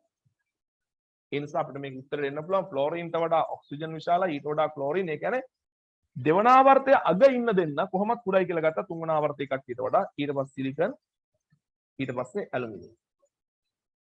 නිකන් ඔයාලගේ අතේ හුරුව තියාගන්න පුතේ මේක අඳිනකොට ඔන්න දෙවන ආවර්තය ආරය ඔන්න තුන්වන ආවර්තය ආරය පොඩ්ඩක් කීප දෙනෙක් මේ අර ලිතියම් බෙරිලියම් වගේ ලිතියම් බෙරිලියම් බෝරෝන් වගේ කීප දෙනාට වඩා ඔය මේකේ ඉන්න අවසානයේ ඉන්න ක්ලෝරින් ඊට පස්සේ ආගන් වගේ කට්ටියගේ කුඩා බවක් තියෙනවා. එහෙම සරලව මතක තියාගන්න දල වශයෙන්. හරි දල වශයෙන් නිකන් ඔන්න ඔහම අත හුරු කරගන්න. කොහොමත් මේ වගේ අර ක්‍රොස් වෙන නිකන් අර සාමාන්‍යයෙන් ප්‍රශ්නයක් හදන්න පුතේ හරියටම තියරි ඇප්ලයි කරන්න පුළුවන් වෙන්න. හරියටම තියරි ඇප්ලයි කරන්න පුළුවන් වෙන්න. ඉඳලාම ඔය වගේ පොඩක් තර්කානුකූලව හිතලත් ඔක්සිජන් වගේ කෙනෙක් දාගන්න අහන්න පුළුවන් ප්‍රශ්නයක්. නමුත් ඔයාලා ඉස්සෙල්ලා මේ තියරිය හොඳට මතක තියාගන්න. ගෲප් එකක මොකද වෙන්නේ? පීරියඩ් එකක ආවර්තයක මොකද වෙන්නේ කියලා. හරිනේ ඇතින උත්තරයකට. ඒතර ෆ්ලෝරින්ට වඩා ඔක්සිජන් ඔක්සිජන්ට වඩා ක්ලෝරින් ක්ලෝරින්ට වඩා සිලිකන් උත්තර එක ගන්න. එක. එතකොට ළමයිට සාමාන්‍යයෙන් අයනීකරණ ශක්තිය සහ ඔන්න දැන් අද අපි මේ ප්‍රශ්නේ පොඩ්ඩක් තව ටිකක් ආයේ විසඳ ගන්න උත්සාහ කරමු. පළමු අයනීකරණ ශක්තිය විචලනය සහ ගත්තාම දෙවන ආවර්තයෙන් පටන් ගත්තොත් ළමයිට මේ මට්ටමට පුළුවන් වෙන්නේ. Lithium, beryllium, boron, carbon, nitrogen, oxygen, fluorine, neon කවදාවත් මේ බැස්ම මෙයාට වඩා. ඒ කියන්නේ ලිතියම්, බෙරිලියම්, බෝරෝන්. බෝරෝන්ගේ බැස්ම ලිතියම්ට වඩා වැඩි කරන්නේ නැහැ. ගොඩක් බස්සන්නේ නැහැ. ඊට පස්සේ carbon, nitrogen, oxygen, fluorine, neon. මම ඔයාලට ගොඩක් දවස් වලට කියනවා තුන්වන එකට අඳිනකොට ගොඩාක් පල්ලෙහාට ගන්න එපා. පොඩ්ඩක් පල්ලෙහාට ගත්තාම ඇති. ඊට පස්සේ බෙරිලියම්ට අඩුවෙන් මැග්නීසියම් තියාගත්තා. බෝරෝන්ට අඩුවෙන් ඇලුමිනියම් තියාගන්න. හැබැයි ඇලුමිනියම් ලිතියම්ට උඩින් තියාගන්න. ඔන්න ඕක පොඩ්ඩක් ප්‍රැක්ටිස් කරන්නකෝ. බැරි කමක් නැහැ ළමයි. නේද? ඔය දුක් විඳින කෙමිස්ට්‍රි වල රිසල්ට් එකක් ගන්නනේ. ෆිසික්ස් වල රිසල්ට් එකක් ගන්න, බයෝ මැත්ස් වල රිසල්ට් එකක් ගන්න දුක් විඳින්න. එහෙනම් මේවා මතක තියාගන්න. ඒ වගේම අරය අඳිනකොට අරේ තියෙන වැඩිවීමක් ඔන්න ලිතියම්ගෙන් පටන් ගත්තා. පුතේ මුලින් වේගෙන් අඩු වෙනවා හරි. ඒ පස්සේ වේගෙත් ඒක අඩු වෙන කොහොමද? ඊට පස්සේ ඊළඟ එකට ගියාම ගොඩක් මුලින් ශීඝ්‍රව අඩු වෙනවා. පස්සේ අඩු වෙන වේගය අඩු වෙනවා. නිකන් මෙන්න මෙහෙම. ඔන්න ඔහම අඳින්න පුළුවන් වෙන පොඩ්ඩක්. අර මේ හරිය කීප දෙනෙක්ට වඩා මේ හරිය අග කීප දෙනෙක් උඩයි. ඔන්න ඔය ගන්න. මේ පොඩි අදහසක් තියාගන්න. හරිද? ඒතර කොහොමත් දෙවන ආවර්තයේ වමේ සිර දකුණට යනකොට අඩු වෙනවා. තුන්වන ආවර්තයේ වමේ සිර දකුණට යනකොට අඩු වෙනවා. හැබැයි කාණ්ඩ එක පහළට යනකොට මෙතන ඉන්නේ ලිතියම්, මෙතන ඉන්නේ සෝඩියම්. මෙතන ඉන්නේ නියොන්, මෙතන ඉන්නේ ආගන්. කාණ්ඩ එක පහළට වැඩි වෙනවා. ඔය අදහස් තියාගන්න. අයනීකරණ ශක්තිය. මේ පළමු අයනීකරණ ශක්තිය මේ සහසල් විචාරය. ඊට පස්සේ ඕගොල්ලෝ අද ක්ලාස් ඉවරනාට පස්සේ වෙලාවක් බලලා lithium, beryllium, boron, sodium, magnesium, aluminium පොඩ පුරලා අතන හුරු කරගන්න ඕවා. පැහැදිලි නේද? right. ඊට පස්සේ එන්න 11 වෙනි ප්‍රශ්නෙට.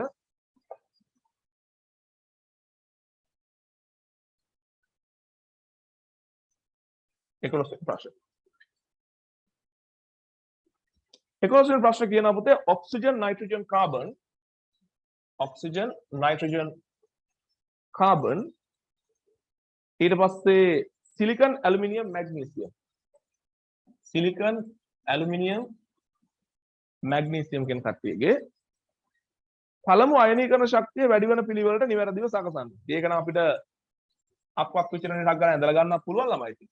Lithium, beryllium, boron, carbon, nitrogen, oxygen, chlorine, neon, sodium, magnesium, aluminium වගේ. එතකොට ඔක්සිජන් මෙතන ඉන්නවා, නයිට්‍රජන් මෙතන ඉන්නවා, කාබන් මෙතන ඉන්නවා,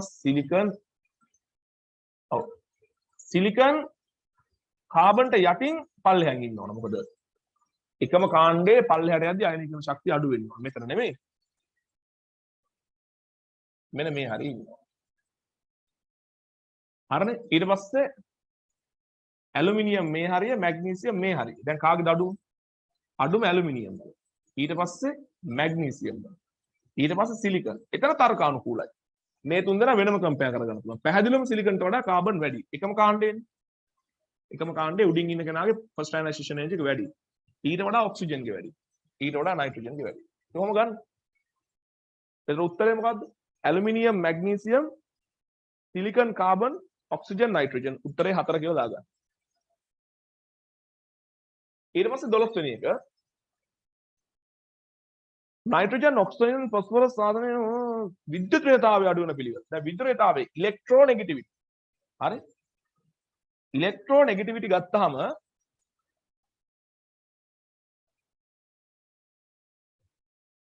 මතක තියාගන්න තියෙන්නේ ආවර්තයක වම ඉස්සර දකුණට යද්දි වැඩි වෙනවා, කාණ්ඩයක පහළට යද්දි අඩු වෙනවා. D ගුණය කට්ටිය ගත්තේ නැහැ. සාමාන්‍යයෙන් SP ගත්තාම ওই ටික වෙන්නේ. ප්‍රධාන ආවර්ත ටික කාණ්ඩ ටික ගත්තාම ওই ටික නෙවෙයි. එතකොට මේ දීලා තියෙන මූලද්‍රව්‍ය ටික සාපේක්ෂව පවතින විදිය ලියාගත්තා නම් ලේසි. නයිට්‍රජන්ට පස්සේ ඔක්සිජන් පවතින. එකම ආවර්තයේ.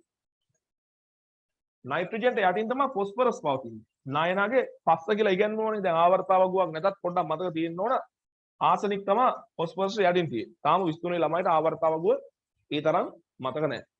හරි ආවර්තාවගුවක් නැති වුණත් ළමයි සාමාන්‍යයෙන් ওই ෂේප් එකේ කාණ්ඩ ටික මතක තියාගන්න පොඩි උත්සාහයක් දරන්න. ඉතින් ඔයගොල්ලෝ කොහොමත් ඕ ලෙවල් කාලේ කටපාඩම් කරපු ළමයිනේ නේද? අර සිංහල වල සැලලිහිණි සංදේශය කියයි, අර සංදේශය කියයි, මේ සංදේශය කියයි. ඌව හොද්දට ඇති පදම් පතුරු ගහලා ආපු ළමයි ඉන්නේ. ඒ නිසා පොඩ්ඩක් ආවර්තාවගුව දැනට මතක තියාගන්න බැරි කමක් නෑ. ආවර්තාවගුවක් ලැබෙනවා. නමුත් ඉතින් ඔයාලගේ ප්‍රශ්න පත්‍රයක් කරන ගන්න හැම වෙලාවකම ආවර්තාවගුවක් නෑ. ඔක බලන්නත් බෑ. සැරින් සැරේ පොඩ්ඩක් ඉතින් මතක තියාගන්න උත්සාහ කරන්න. හරි. එතකොට තින් කොහෙද තියෙන්නේ? තින් කොහෙද තියෙන්නේ? ඒ මොකද පොඩ්ඩක් ඉන්න බලන්න.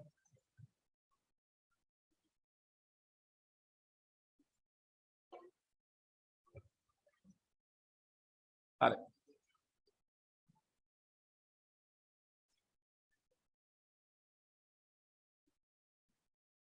මෙතනනේ. එතකොට අපිට මෙහෙම ගත්ත හැකියි. 14 වෙනි කාණ්ඩයේ යට ටින් ඉන්නවා. කාණ්ඩේ පල්ලෙහාට යනකොට විදුලියතාව අඩු වෙනවනේ. එහෙනම් මෙයාට වඩා මෙයාගේ වැඩි ජර්මේනියම්. ආවර්තයක වම ඉස්සර දකුණට යනකොට විදුලියතාව වැඩි වෙනවා. එහෙනම් මෙයාට වඩා මෙයාගේ වැඩි. මෙයාගේ වැඩි, මෙයාගේ වැඩි, මෙයාගේ වැඩි. ඔක්සිජන් අපිට ඕන කෙනෙක් නයිට්‍රජන් ඕන, ෆොස්ෆරස් ඕන, ආසනික් ඕන, ජර්මේනියම් ඕන, ටින් ඕන. ජර්මේනියම් පාව. එහෙනම් ටින්ට වඩා ආසනික්ට වඩා ෆොස්ෆරස්, ඊට වඩා නයිට්‍රජන්, ඊට වඩා oxygen. Tin arsenic, tin arsenic, tin arsenic. එහෙම උත්තරයක් තියෙනවද මේකේ? අඩු වෙන පිළිවෙල තියෙන නේද එහෙනම්? එහෙනම් වැඩිම කවුද? Oxygen, nitrogen, phosphorus, oxygen, nitrogen, phosphorus, oxygen, nitrogen, phosphorus, को oxygen, nitrogen, phosphorus, arsenic, tin. තුන උත්තරේ. තුන කියලා ගන්න. තුන්වෙනි එක. 13 වෙනි ප්‍රශ්නේ තාම 2023 ළමයිට හදන්න බෑ. ඒක 22 ළමයි සහ 21 ළමයිට පුළුවන්. 23 ළමයි ඒකට හරියක් දාගන්න. ප්‍රශ්නයක් නෑ ළමයි. හරි. 23 ළමයි ඒකට හරියක් දාගන්න. ඔයගොල්ලන්ට හැබැයි O level දැනුමෙන් මේක හදන්න බැරි කමකුත් නෑ. මේක මේ රසායනික ගණනේ ඊළඟ පාඩමේ ඉන්න මහ ලොකු ගානක් නෙමෙයි. හරි නිකන් සරල ගානක්. 13 වෙනි එක සෝඩියම් කාබනේට් 2.12ක අඩංගු මුළු පරමාණු ගණන වන්නේ ඕක අපිට පුළුවන් ළමයි සෝඩියම් කාබනේට් මවුල ගාන හොයන්න ඉස්සෙල්ලාම 2.12 ග්‍රෑම් බෙදන්න ඕන 106යි ග්‍රෑම් මවුලේ හරිද 2.12කට නෑ 21.2ටත් නෑ 212ට 2යි හරිද එතකොට මුළු පරමාණු ගාන ඉන්නේ ඕගොල්ලෝ දන්නවා පරමාණු ගාන සමානයි මවුල ගාන වතාවක් ඇවගාඩ්‍රෝ නියතය. ඒ නිසා මවුල ගාන 0.02යි. හැබැයි පොඩි ප්‍රශ්නයක් තියෙනවා. අපෙන් අහන්නේ සෝඩියම් කාබනේට් අණු. ඔකට අණු කියන්නේ නැහැ මොලිකියුල් කියන්නේ සූත්‍රයක කියලා කියන්නේ. හරිද? දැන් අපි අණු කියමුකෝ සරලව ළමයිට. මේ අණු ගාන නෙමෙයි අහන්නේ පරමාණු ගාන. ඔයාලට පේනවා සෝඩියම් කාබනේට් එකක සෝඩියම් පරමාණු 2යි, කාබන් පරමාණු 1යි, ඔක්සිජන් පරමාණු 3යි. ඒතර ඔක්කොම 6ක් තියෙනවනේ. ඒ නිසා මේකේ මුළු පරමාණු ගන්න නම් පුතේ මවුල ගාන ඒ එකක යුනිට් එකක තියෙන පරමාණු ගානෙන් වැඩි කරලා ඇවගාඩ්‍රෝ නියතයෙන් වැඩි කරා.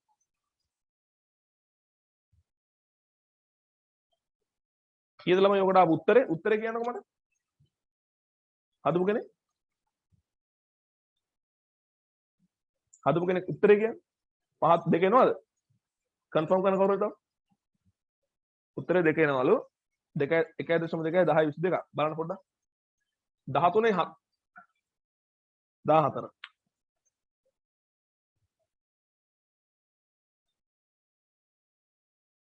හරි පහත දක්වා ඇති මූලද්‍රව්‍ය අතරින් ද්‍රවාංකයේ වැඩිම මූලද්‍රව්‍ය පුතේ කාබන් P ගුණය යටතේ කියලා දෙනවා එහෙම නැත්නම් ඕගොල්ලන්ට සාමාන්‍ය උගන්වනවා පුතේ මෙන්න මෙහෙම ද්‍රවාංකය ගත්තාම දෙවන ආවර්තයේ ලිතියම්, බෙරිලියම්, බෝරෝන්, කාබන් හරිද? ඒ කියන්නේ සරලව මෙහෙම මතක තියාගන්න. ඔය දෙවන ආවර්තයේ ද්‍රවාංකයේ විචලනය වෙන්නේ මෙන්න මේ ස්වරූපයෙන්. එච්චරයි. කාබන් මුදුනේ. හරි? ලිතියම් ලෝහයක්නේ. යම් කිසි සැලකිය යුතු ද්‍රවාංකයක් තියෙනවා. කාබන්ගේ ඉතා ඉහළයි.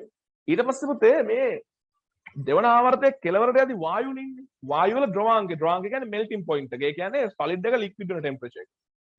සාමාන්‍ය ලිතියම් ලෝහයක්. අපි දන්නවා එයා ද්‍රව කරන රත් කරන්න ඕන. අපි විශේෂයෙන් රත් කරන්න ඕන. ඒ කියන්නේ සෙල්සියස් අංශක 25ට වඩා වැඩි එයාගේ ද්‍රවාංකය.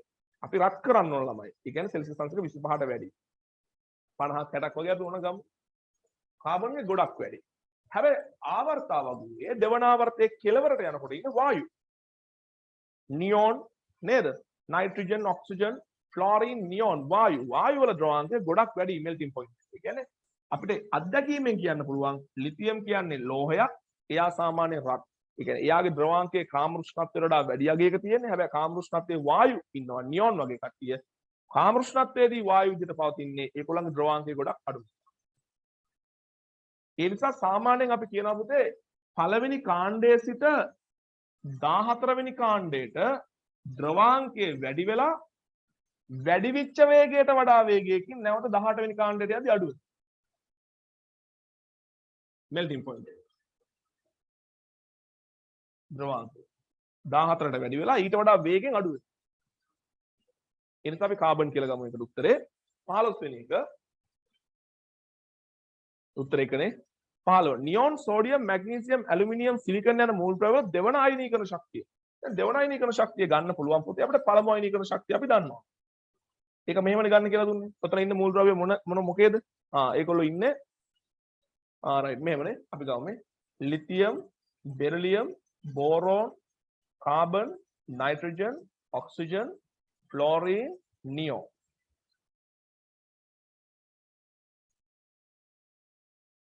sodium,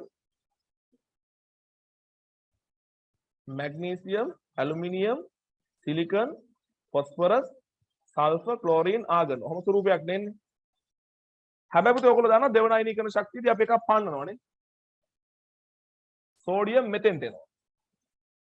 ඒ හැඩේ මේ නියෝන් මෙහෙම. නියෝන්ගේ දෙවන අයනීකරණ ශක්තිය පළවෙනි එකට අඩු වෙනවා කියලා නෙමෙයි කියන්නේ. කට්ටියකම දෙවන අයනීකරණ ශක්තිය සලකනොත් සාපේක්ෂ පිටුව මෙහෙමයි. නියෝන්ට වඩා සෝඩියම්ගේ වැඩි වෙනවා. හරිද? ඒතර මැග්නීසියම් මෙතෙන්ට එනවා. ඇලුමිනියම් මෙතන. සිලිකන් මෙතන ෆොස්ෆරස් මේ හරි. මේ තියෙන second ionization energy එකේ අර සාපේක්ෂ පිහිටුම. රිලේටිව්ලි ඒගොල්ලෝ කොහොමද ඉන්නේ? නැතුව මේ නියොන් උඩ ඉඳලා පල්ලෙහාට ආවා. ඒ කියන්නේ පළවෙනි එකට වඩා දෙවෙනි එක අඩුද? එහෙම එකක් නෙමෙයි. හරි. එතකොට neon sodium magnesium aluminium silicon set එක හරිනේ. තියෙන්නේ අඩු වෙන පිළිවෙලද වැඩි වෙන පිළිවෙලද වැඩි වෙන පිළිවෙල. මැග්නීසියම් එක තමයි අඩුම. ඊට පස්සේ සිලිකන්. ඊට පස්සේ ඇලුමිනියම් නියොන් මේ ගොඩාක් පල්ලෙහාට එන්නේ නියොන් ඊට පස්සේ sodium. magnesium silicon aluminium neon sodium උත්තරේ 5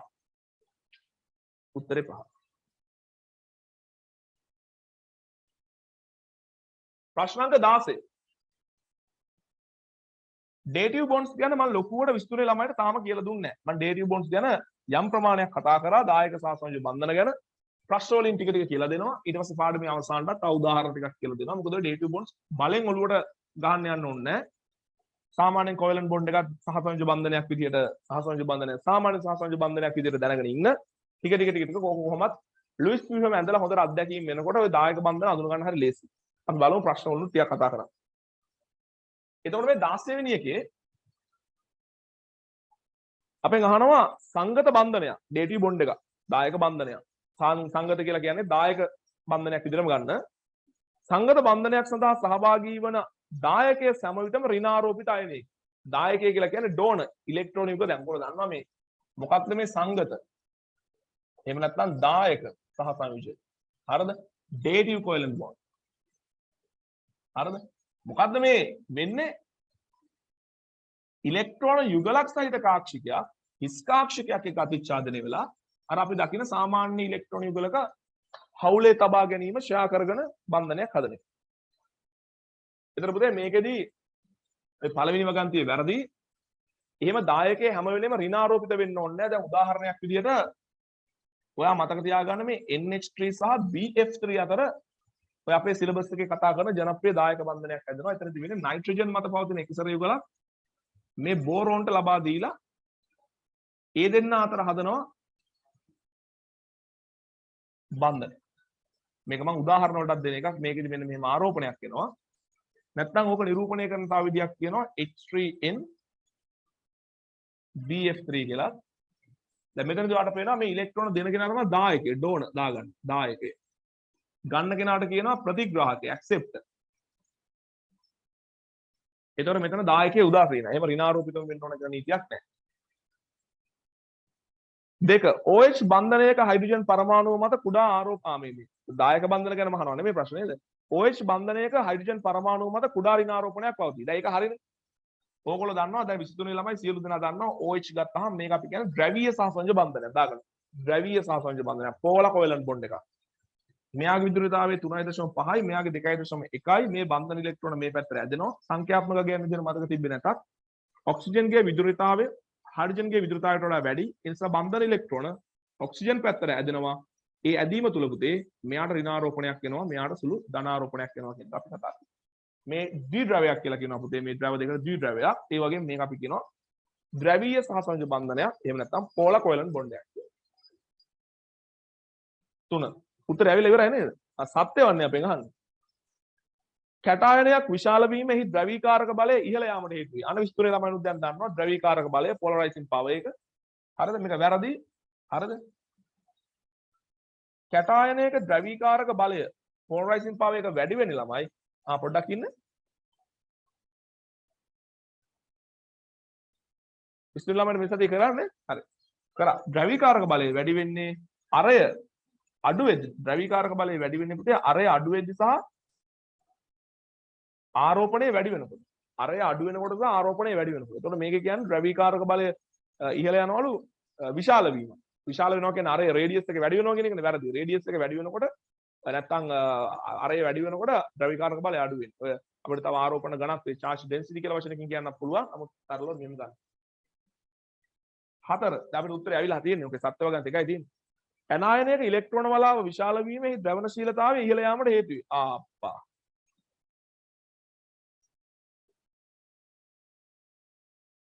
ඇනායනයක ඉලෙක්ට්‍රෝන වලාව විශාල වීම ද්‍රවණශීලතාවය polarizing මේ polarizability ද්‍රවණශීලතාවය මේක උත්තර දෙකක් තියෙනවද?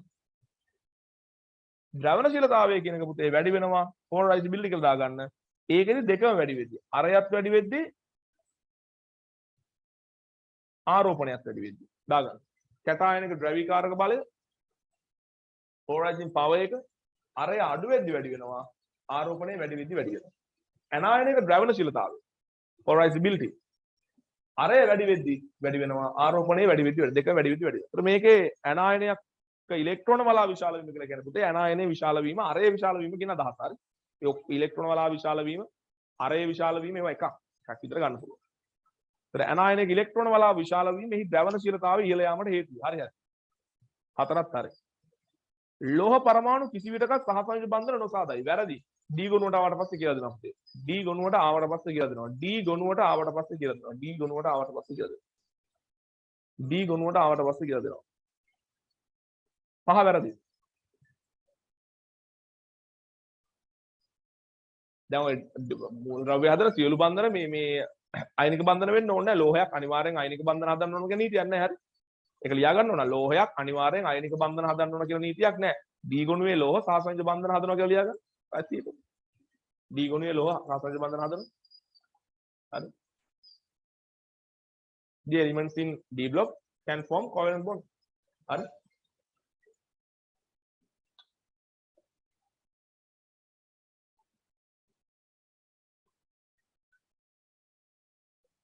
එතන 16 උත්තර දෙකක් තියෙනවා වගේ නේ ළමයි. 3 සහ 4 3 නෙමෙයි. 2 සහ 4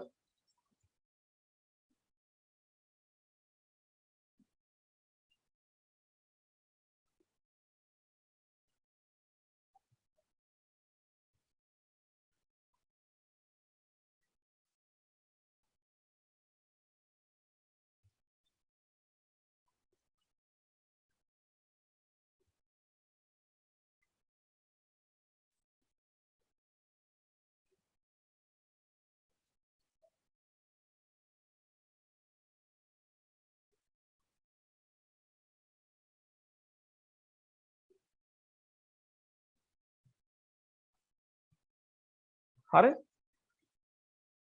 එන 17 වෙනි ප්‍රශ්නෙට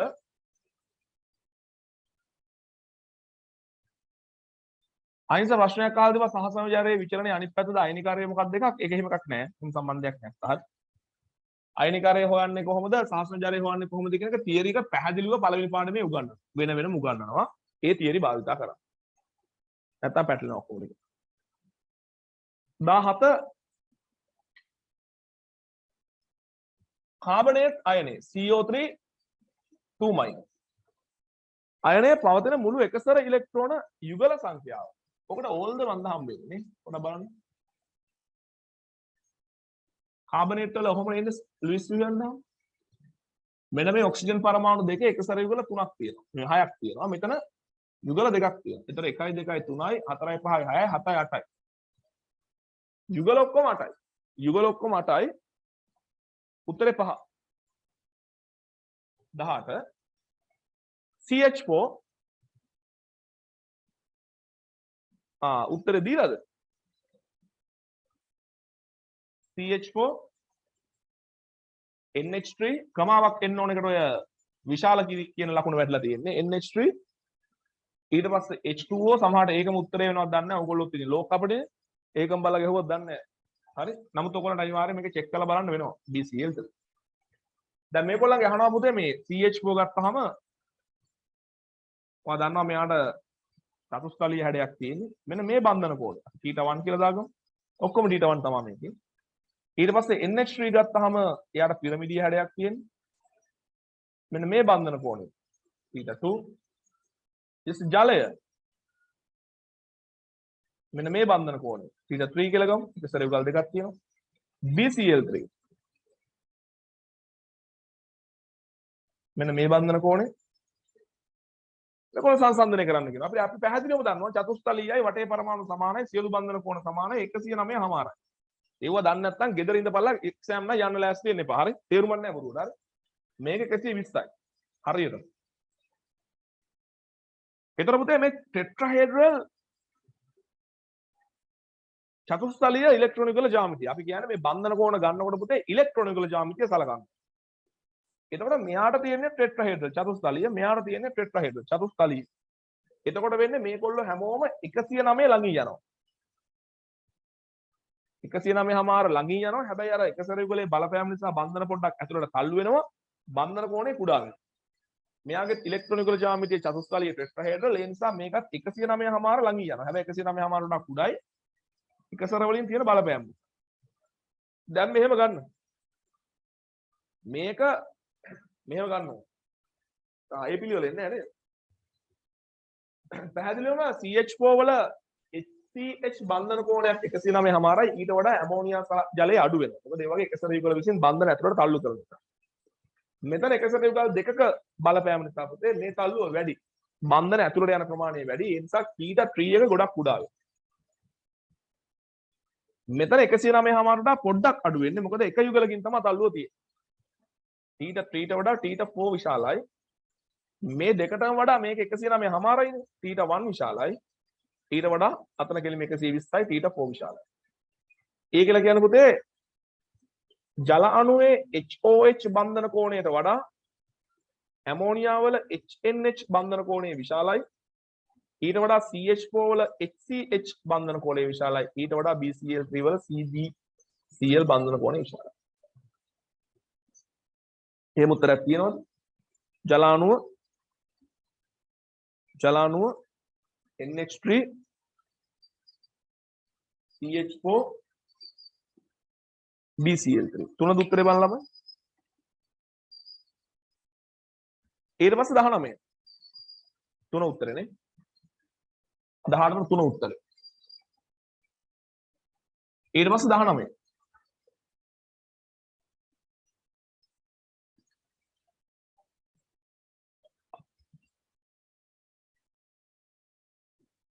මොකද කියන්නේ? පහක් දක්වන වගන්ති වලින් අසත්‍ය වගන්ති NCl3 හි නයිට්‍රජන් හි මුහුම්කරණයේ sp3ලු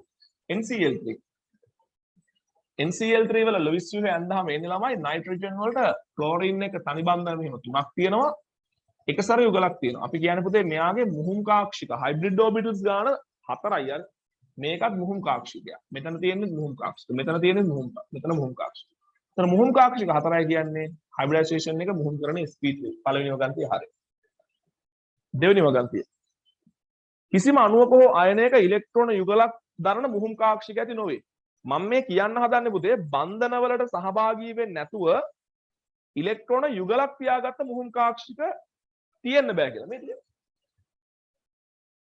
ඔය එකසර යුගල් කියලා කියන්නේ මුහුම් කාක්ෂික වැරදි හරි දැන් නයිට්‍රජන් මෙයාම ගත්තාම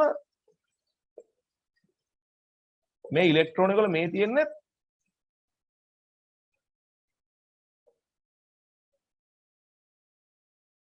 හයිබ්‍රිඩ් ඔබිටල් එකක් මුහුම් කාක්ෂිකයක් ඔය මුහුම් කාක්ෂික ඉලෙක්ට්‍රෝන වලක් තියෙන එමෙ ඇති නොවේ කියලානේ මේ කියන්නේ ඒක වැරදි තුන ඒ කියන්නේ මුහුම් කාක්ෂික තියෙනවා ඉලෙක්ට්‍රෝන වලක් තියාගෙන බන්ධන වලට සහභාගී නොවි තුන යම් අණුවක මුහුම්කරණයෙන් සෑදෙන මුහුම් කාක්ෂික හැඩයෙන් සර්ව සම්මුත ඕකට තා පොඩි කෑල්ලක් ඇඩ් වෙන්න ඕන මම ඒක ඇඩ් කරන්නම් දැනට හරි කියලා දාගන්න අපි කියන්නේ එහෙමනේ අපි කියන්නේ විශේෂයෙන් ඕක මෙහෙමයි කියන්නේ S සහ P S සහ P මුහුම් කාක්ෂික මුහුම්කරණයට ආවට පස්සේ හැදෙන ඒවා ශක්තියෙන් සහ හැඩයෙන් සර්ව සමයි ඔය වගන්තිය හරි කියලා ගන්න ප්‍රශ්නයක් නෑ හරි හැඩයෙන් සහ ශක්තියෙන් සර්ව සමයි 4 I3 C මධ්‍ය අයඩින් පරමාණුව sp3d මුහුම්කරණයට ලක් වී ඇත බලමු මෙහෙම එන්නේ අපේ මධ්‍ය පරමාණු වටා තියෙන එකසර ටික හරියට දාගත්තා නම් ඇති මෙයාගේ මුහුම් කාක්ෂික පහක් තියෙනවා පහයි කියලා කියන පුතේ sp3d හරිනේ 1යි 3යි 4යි 1යි 5යි හරි බල පහක් නම් මතකනේ දෙකක් නම් sp තුනක් නම් sp2 හතරක් නම් sp3 පහක් නම් sp3d හයක් නම් sp3d2 වෙන්න ඕන හරි පහ යම් අණුවක යම් පරමාණුවක මුහුම්කරණයට සහභාගී වන කාක්ෂික සංඛ්‍යාවට සමාන මුහුම් කාක්ෂික සංඛ්‍යාවක් ඇති වේ. ඒක හරි. S1යි P1යි නම් SP කාක්ෂික 2යි. S1යි P2යි නම් SP2 කාක්ෂික 3යි. S1යි P කාක්ෂික 3යි නම් sp ත්‍රිකාක්ෂික 4යි. ඔහොමනේ යන්නේ. ඒක අපි මුහුම්කරණය කියන මාතෘකාවේ අර්ථයෙන් කතා කරනවා අර විශේෂ ලක්ෂණ යටතේ මුහුම්කරණයට කීයක් නොමුහුම් කාක්ෂික සහභාගී වෙනවාද ඒ සහභාගී වෙච්ච සංඛ්‍යාවට සමාන මුහුම් කාක්ෂික සංඛ්‍යාවක් හැදෙනවා. හරිද? ඔයාලා මේකේ දෙක උත්තරේ කියලා ගන්න. දෙක උත්තරේ කියලා ගන්න.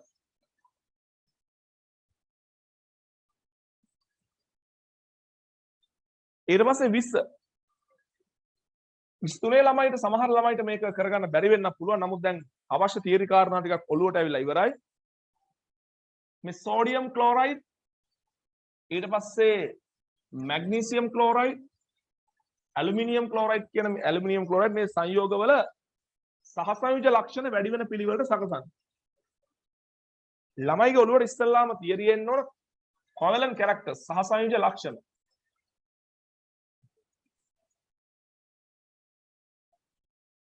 සහසංයුජ ලක්ෂණ වැඩි වෙනවා කැටායනය සම්බන්ධව කතා කරන ගුණයක් තියෙනවානේ පොලරයිසිං පවර් එක ද්‍රවීකාරක බලය. ද්‍රවීකාරක බලය වැඩි වෙනකොට සහසංයුජ ලක්ෂණ වැඩි වෙනවා. ඒ වගේම ඇනායනය ගත්තාම එයා කතා කරන්නේ පොලරයිසිබිලිටි එක ද්‍රවණශීලතාවය. ඔය ද්‍රවණශීලතාවයේ වැඩි වීමත් සහසංයුජ ලක්ෂණ වැඩි වෙන හේතුව. දෙකම වැඩි වෙනකොට සහසංයුජ ලක්ෂණ වැඩි වෙනවා. විස්තර ළමයි ඉගෙන ගන්න නැත්නම් ඕක දාගන්න ප්‍රශ්නයක් නැහැ. ඒකට කියලා දෙන්න. ඔයත් තියෙනවා. ඒතර කැටායනයේ ද්‍රවීකාරක බලය වැඩි වෙන්නේ කොහොමද? අරය අඩුවීමේදී සහ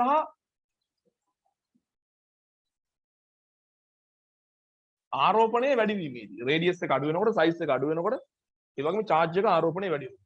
ඇනායනික ද්‍රවණශීලතාවය වැඩි වෙන්නේ ওই දෙකම වැඩි වෙනකොට.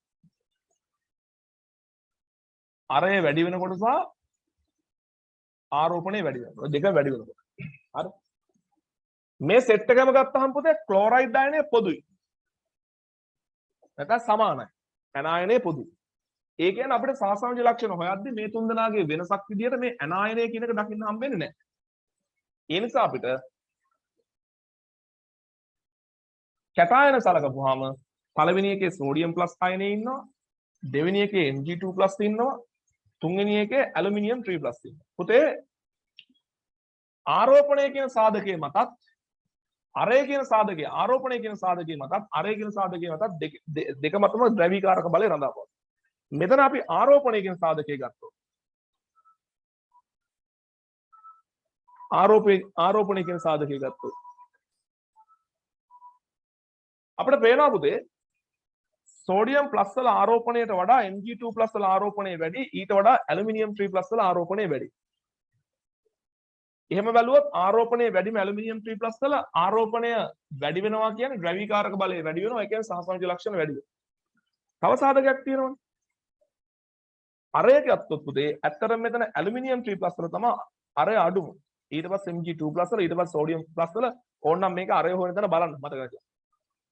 වැඩේ කියන්නේ අරය අඩු වීම සහසංයුජ ලක්ෂණ වැඩි වෙන්න හේතු වෙනවා. ද්‍රවීකාරක බලය වැඩි වෙලා සහසංයුජ ලක්ෂණ වැඩි වෙනවා. එතකොට ආරෝපණය වැඩිම සහ අරය අඩුම. ඇලුමිනියම් 3 ප්ලස් තියෙන තැන තමයි පුතේ ද්‍රවීකාරක බලය වැඩිම. ද්‍රවීකාරක බලය වැඩි කියලා කියන්නේ සහසංයුජ ලක්ෂණ වැඩි. ආරෝපණය අඩුම අරය වැඩිම තැන තමයි ද්‍රවීකාරක බලය අඩුම. ඒ කියන්නේ සහසංයුජ ලක්ෂණ අඩුම.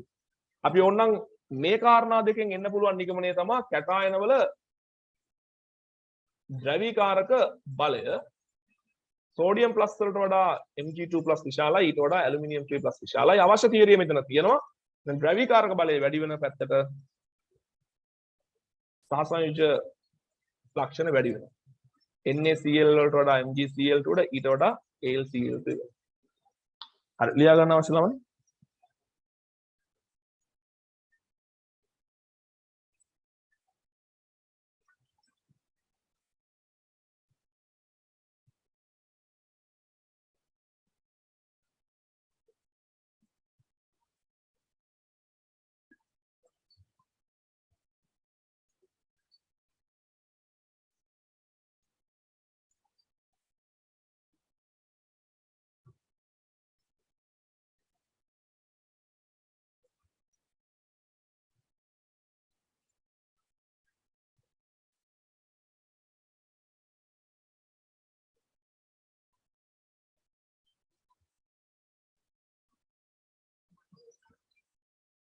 හරිද?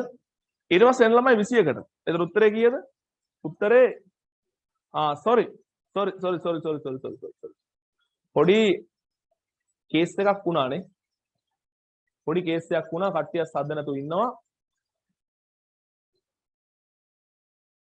දෙවෙනි එක අසත්‍ය නේද? ජනද කීවෙනි එක දෙවෙනි එකද? 16 බලමුනේ. එහෙම නැත්නම් ඒක පස්සේ කතා කරමු. මෙතන පොඩි කේස් එකක් වුණානේ. අනායනේ පොදුයි නෙමෙයි. පොඩි නිවැරදි කිරීමක් කරගමු. හරි. CL minus සහ BR minus කියන දෙකම තියෙනවා. අර දෙතර පොඩි වැරදීමක් වුණා. මම ওই ප්‍රශ්න කියවන්න නැතුව විවරණය කරන්නේ ගොඩාක් මගේ තියෙන. ගොඩාක් මතක තියාගන්න. මගේ තියෙන ප්‍රශ්නේ මම කලින්ම මම හදන ප්‍රශ්නේ. නමුත් මම කලින් මේ ප්‍රශ්න දැක්කම මම තීරණය කරලා ඉවරයි මේක ප්‍රශ්න මොකක්ද කියලා. ඔක මම අතින් වෙන දෙයක් සාමාන්‍යයෙන්. හරි. හරි. අපි අනායනයත් අතේට දාලා බලමු. අපේ උත්තරේට වෙනසක් වෙන්නේ නැහැ පුතේ. CL minus BR minus කියන දෙන්නගේ දැන් අපිට ද්‍රවණශීලතාවයත් සලකන්න වෙනවා. ආරෝපණය සමානයි. ආරෝපණය සමානයි. හරි. ඍණ එකයි ඍණ එකයිනේ. ඊට පස්සේ අරය ගත්තාම CL minus ට වඩා BR minus ඔයාලා අස්ස ගහ ගන්න එපා නිදහස යටින් ලියා ගන්න. අරය ගත්තාම CL minus ට වඩා BR minus විශාලයි. පුතේ අරය විශාලයි කියලා කියන්නේ ද්‍රවණශීලතාවය විශාලයි. එහෙනම් අපිට මෙතන ද්‍රවණශීලතාවයත් තව ඇඩ් කරන්න පුළුවන්.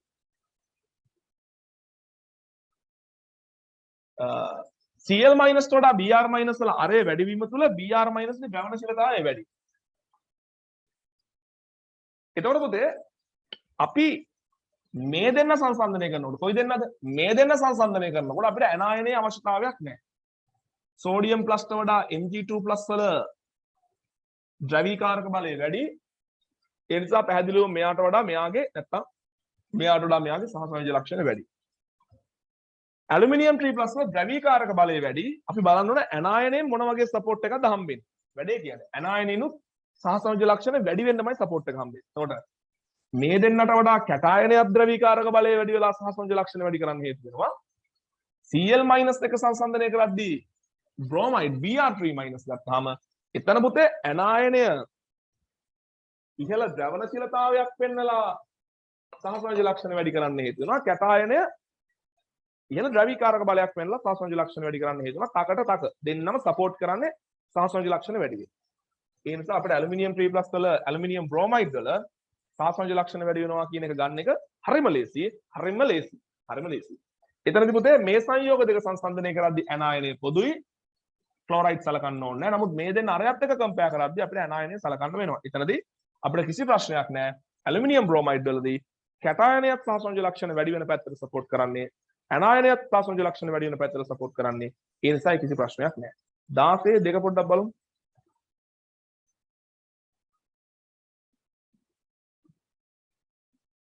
ආ 16 දෙක වැරදිනේ. හයිඩ්‍රජන් මත තියෙන්නේ ඍණාරෝපණයක් නෙමෙයි ධනාරෝපණයක්. 16 දෙක වැරදි. ඒතර 16 හරි මොකද්ද? 4 විතරයි. 4 විතරයි හරිය. 16 4 විතරයි හරි. 16 4 විතරයි හරි. 16 4 විතරයි හරි ළමයි. හරි. සෝරි ආ. ඊට පස්සේ 21 21 මොකද කියන්නේ? පහත දක්වා ඇති වගන්ති අතරින් සත්‍ය වගන්තිය වන්නේ. උසස් පෙළ විෂය නිර්දේශයෙන් එහාට ගියාම තව පොඩි කාරණා ටිකක් ඇඩ් වෙනවා. ඔය දැන් ඔයාලා අහලා නැහනේ P5 බන්ධන D5 බන්ධන කියලා જાතියක් කියන්නේ. අපි උසස් පෙළ විෂය නිර්දේශය තුල ඉඳගෙන ඔය ප්‍රශ්න උත්තර හොයමු. P කාක්ෂික අතර පාර්ශ්වික අතිච්ඡාදනය පමණක් සිදුවේ. වැරදිනේ පුතේ. P කාක්ෂික අතර පාර්ශ්වික අතිච්ඡාදනය. ඒ කියන්නේ lateral overlap. මේ තියෙන්නේ lateral overlap එක. පාර්ශ්වික අතිච්ඡාදනයක් සිද්ධ වෙන්න පුළුවන්. 5 බන්ධන හදද්දී. 5 බන්ධන හදද්දී. ඒ වගේම P කාක්ෂික අතර රේඛීය අතිච්ඡාදනය වෙන්නත් පුළුවන්.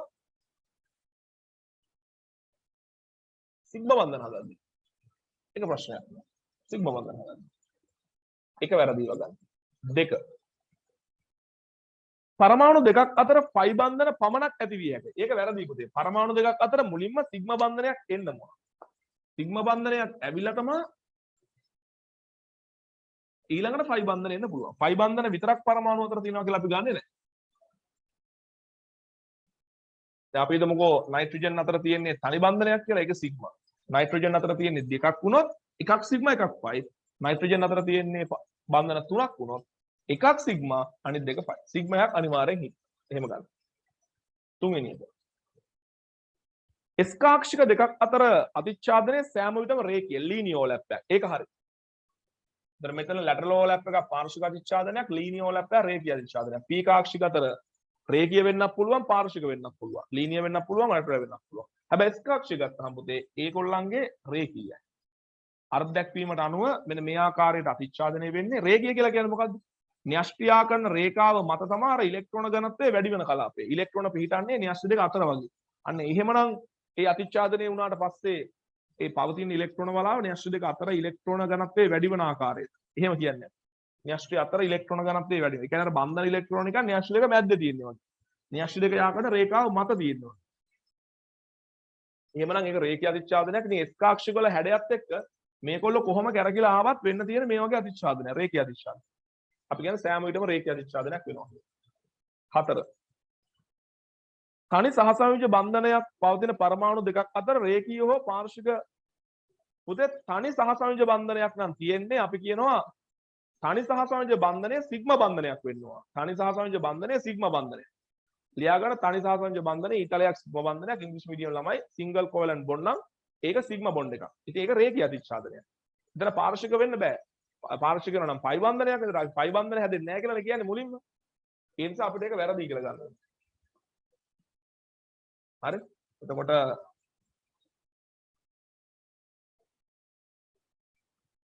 සිංගල් බොන්ඩ් එකක් නම් ඒක සිග්මා.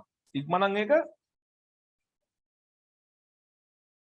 ලීනියර් ඕවර්ලැප් එකක් වෙන්න ඕන. තනි බන්ධනයක් නම් සිග්මා බන්ධනයක්, එන එක රේඛීය අතිච්ඡාදනයක් වෙනවා. 5. පීකාක්ෂික දෙකක් අතිච්ඡාදනයෙන් පයි බන්ධන පමණක්. ඒකත් වැරදිනේ. පීකාක්ෂික දෙකක් අතිච්ඡාදනයෙන් පයි බන්ධන විතරක් නෙමෙයි මේ මම දැන් උඩත් කිව්වා සිග්මා බන්ධනක් හැදෙන්න පුළුවන්. ඒක පහක් වැරදි. උත්තරේ ගන්න වෙන්නේ 3. ඊට පස්සේ 22. අපිට අණුවක් දීලා තියෙනවා.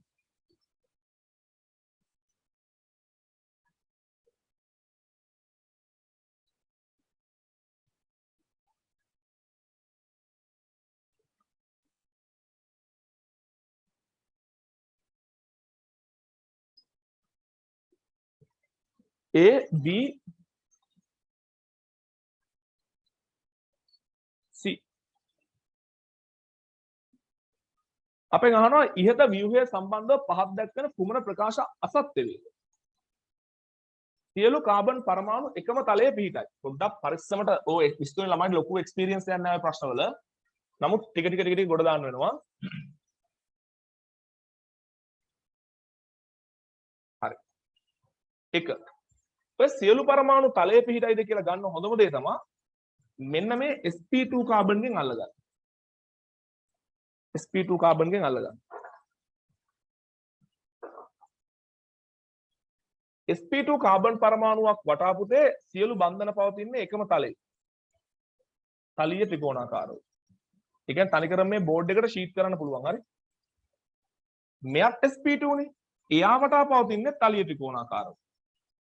අපිට ගන්න පුළුවන් එකම තලයේ කියලා. මෙයක් sp2 නේ. එයා වටා පවතින්නේ තලීය ත්‍රිකෝණාකාරව එකම තලයේ. මෙතන නම් පුතේ පොඩ්ඩක් තලයෙන් එළියට ගන්න වෙනවා අපිට මතක තියාගන්න මෙයා sp2 නිසා එයා වටේ ඉන්න කට්ටිය එකම තලයේ කියලා ගන්න පුළුවන්. මෙයා sp2 නිසා එයා වටේ ඉන්න කට්ටිය එකම තලයේ කියලා ගන්න පුළුවන්.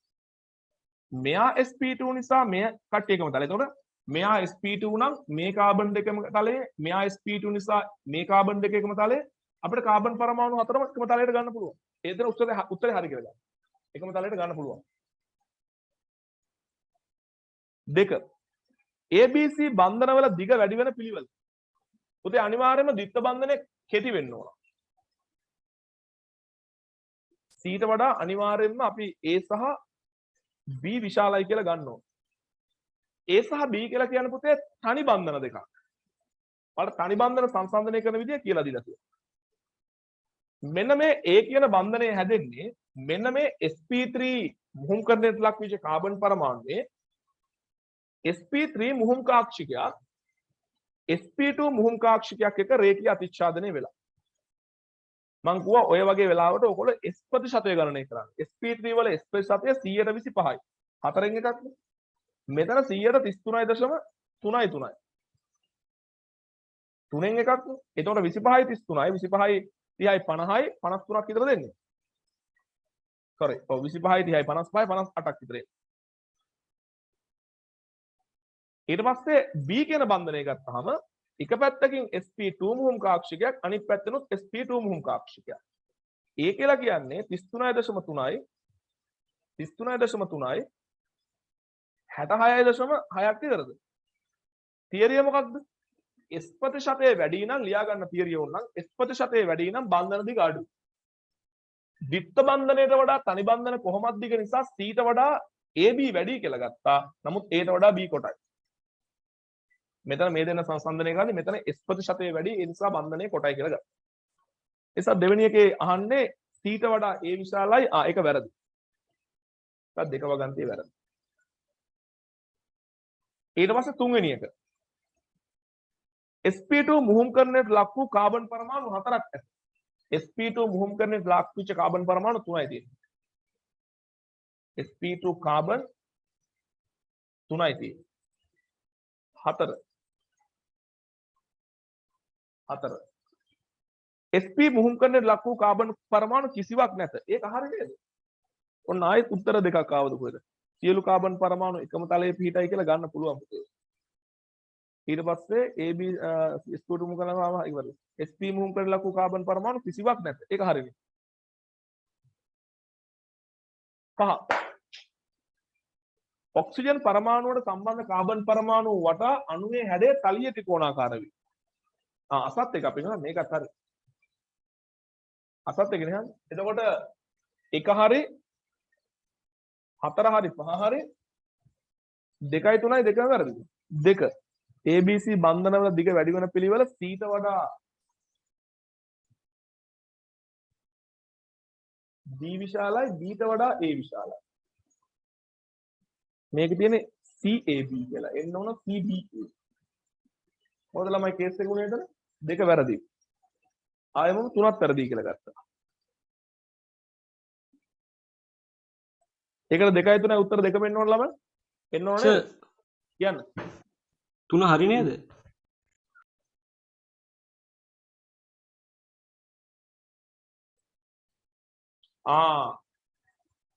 ඔක්සිජන් තියෙනවා. කාබන් නෙමෙයිනේ මේ කාබන් කියලා එකක් නැහැනේ. මම අලුතෙන් ඇඩ් කරගත්තා. ඔක්සිජන්ට මුහුම්කරණය දැන් උතන නම් මෙන්න මෙහෙම ප්‍රශ්නයක් වෙනවා. සමහරට තත්ත්ව සත්‍ය දෙකම දෙන්න පුළුවන් විභාගෙට. හැබැයි මම ඔය වගන්තිය හැදුවේ ඔකට හරිද? මට වුණා ළමයිට අවසානට මේ මෙහෙම වෙනවනේ. ළමයිව අමාරුවේ දාන්න හදනේවට මම අමාරුවේ වැටෙනවා. මම ඕකට උත්තර දෙන්නේ මම දෙන්නේ හරි කියලා. මොකද මට වුණා ඕගොල්ලන්ට ඔක්සිජන් පැත්තට අවධානය යොමු කරන්න. ඔක්සිජන්ගේ මුහුම්කරණය sp2 කියලා ගන්න පුළුවන්. මෙතන කාබන් කියලා විතරක් නෑ ළමයි. කාබන් කියලා විතරක් නෑ. මමයි කාබන් කියලා විතරක් ගත්තේ. මෙයත් sp2 කියලා ගත්තා. මොකද 1 2යි සිග්මා 1යි. එතකොට 1යි 2යි 3යි 4යි. හරි කියලා ගත්තා. මම මේ කාබන් කියලා ලිව්වේ මමයි කාබන් කියලා දාගත්තේ. කාබන් නෙමෙයි sp2 පරමාණුනේ. කාබන් කියලා ඇහුවම වැරදි. sp2 කාබන් කියලා විතරක් ඇහුවනම් වැරදි. මම අහලා තියෙන්නේ sp2 පරමාණු කියලා. ඒ කියන්නේ ඔක්සිජන් පරමාණුව සලකන්න පුළුවන්. ඒ නිසා මම ඕකෙදී ඒ වගන්තිය හරිය කියන දර විතරයි ඉන්නේ. එහෙම වටේ පරමාණු වලට මුහුම්කරණයක් කතා කරන්නත් පුළුවන්, කතා කරන්නත් බෑ නේද කියන තර්කේ දාන්න පුළුවන් ළමයිට. මම මේ තර්කේ ඉල්ලා ඔයාලට ඉදිරිපත් කරන්න දෙන්නේ නැහැ. මට ඕන ඔයාට ඒක ඒත්තු ගන්නවන්න. ඒ වගේ වෙලාවට වටේ පරමාණු ගැනත් ඔයා බලන්න ඕන කියලා. වටේ පරමාණු මුහුම්කරණය වෙලා කියලා අපිට සලකන්න පුළුවන්. මට ඒක අර ඔයාට අඟවන්නම ඕන නිසා තමයි ප්‍රශ්නේ වගන්ති එතන දාලා තියෙන්නේ. හරි. දැන් හොඳටම ඇඟ වෙන්නේ නැතිනේ නේ. දැන් මටත් වැරදිලා එහෙම කතා කරපුවා මේක හොඳට මේ මතක හිටිනවා. හරි. හරි. එතකොට ඒක වැරද්ද කරලා තියෙන දෙක විතරයි. එන්න 23 වෙනි ප්‍රශ්නෙට. 23 වෙනි ප්‍රශ්නෙට. 23 වෙනි ප්‍රශ්නෙට. 23 වෙනි ප්‍රශ්නේ කියනවා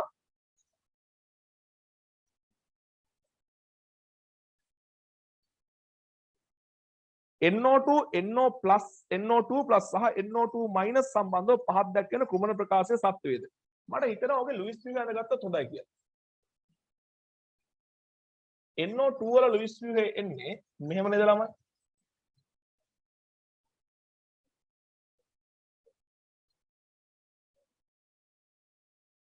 කොහොම? නයිට්‍රජන්ගේ අෂ්ටකය පිරෙන්නේ නැහැ. ඩොට් එකක් විතරයි තියෙන්නේ. ඒ කියන්නේ මේ වියුග්ම ඉලෙක්ට්‍රෝනයක් වෙන අන්පෙයර්ඩ් එක. ඊට පස්සේ NO2+ ගත්තාම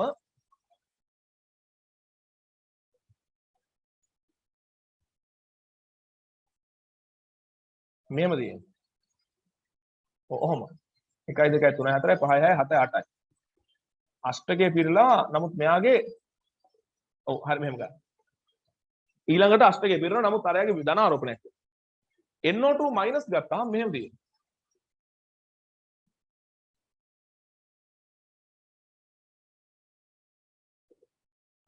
ඔහොම. right.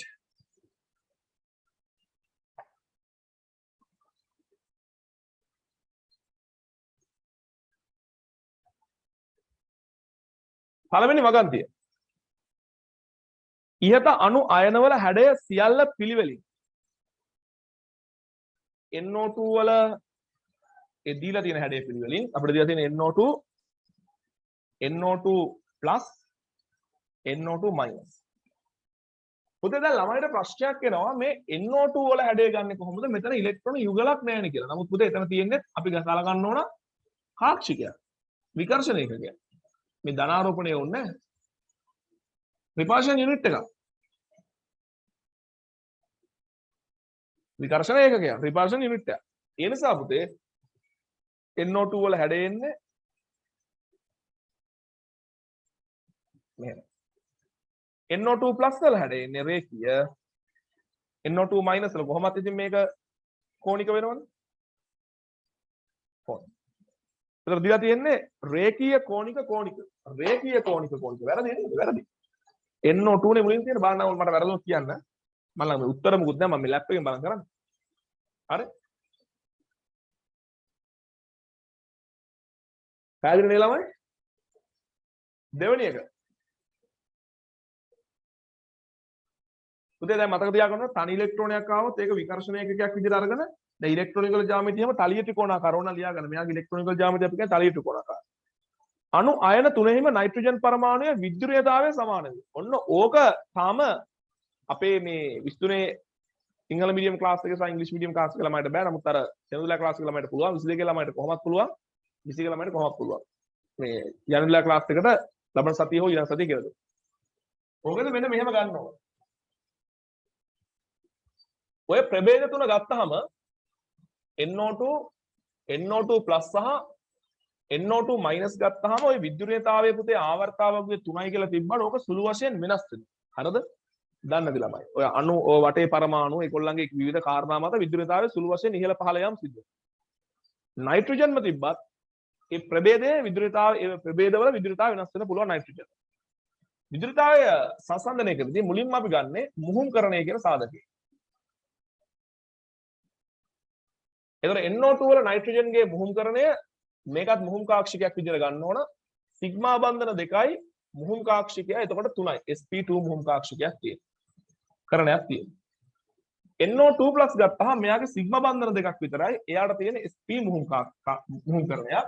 මෙතනත් සිග්මා බන්ධන 2යි එකසරේ ගලයි sp2 මුහුම් කරණයක් තියෙනවා. තියරිය තමයි ළමයි s ප්‍රතිශතය වැඩි නම් විද්‍යුතතාවය වැඩි. මෙතන 150ක S ප්‍රතිශතයක් තියෙනවා. S ප්‍රතිශතය 150යි. එතකොට මේ දෙන්නගම S ප්‍රතිශතය ඊට වඩා අඩුයි. නිතතින්ම මේක තියරි කරපුවා මට විතරයි තේරෙන්නේ. වැඩිම විද්‍යුතතාවයක් තියෙන්නේ NO2+ වල නයිට්‍රජන්. එතකොට මේ දෙන්නගම S ප්‍රතිශතය සමානයි වගේ නිසා අපිට මුහුම්කරණය කියන සාධකයෙන් NO2 වල නයිට්‍රජන්ගේ සහ NO2- වල නයිට්‍රජන්ගේ මුහුම්කරණය සංසන්දනය කරන්න බෑ. ඊළඟට යන සාධකය තමයි ආරෝපණ. charge. මේව සලකන්න ඕනේ නෑ නේ. මේ NO2 වල නයිට්‍රජන් වලට ධන ආරෝපණයක් තියෙනවා. NO2- වල නයිට්‍රජන් උදාසීනයි. මොකද්ද තියරිය? පරමාණු මත ධන ගතිය වැඩි නම් විදුලිතාවය වැඩි. එහෙනම් මේ දෙන සංසන්දනය කරද්දී නයිට්‍රජන් පරමාණු මත ධන ආරෝපණයක් තියෙන තැන විදුලිතාවය වැඩි. දැන් මෙයා මුහුම්කරණයෙන් ජයග්‍රාහකයා බවට පත් වුණාට පස්සේ පහළ සාධකත් එක්ක යව ගන්න ඕනේ නැහැ. එයා මුහුම්කරණයෙන් ඉදිරියට ගියා නම් ඉදිරියම තමයි. එතකොට මෙතන NO2+ වල තමයි එහෙම බැලුවොත් විදුලිතාවය වැඩි. මේ දෙන සංසන්දනය කරද්දී ධනාරෝපණයක් තියෙන කෙනාගේ වැඩි. එහෙනම් NO2- වල තමයි අඩු. එතකොට විදුලිතාවයේ සමාන වේ කියන එක වැරදි. විදුලිතාවයේ සමාන වේ කියන එක වැරදි. විදුලිතාවය මෙන්න මේ පිළිවෙලට විචලනය වෙනවා නයි කියන්නේ.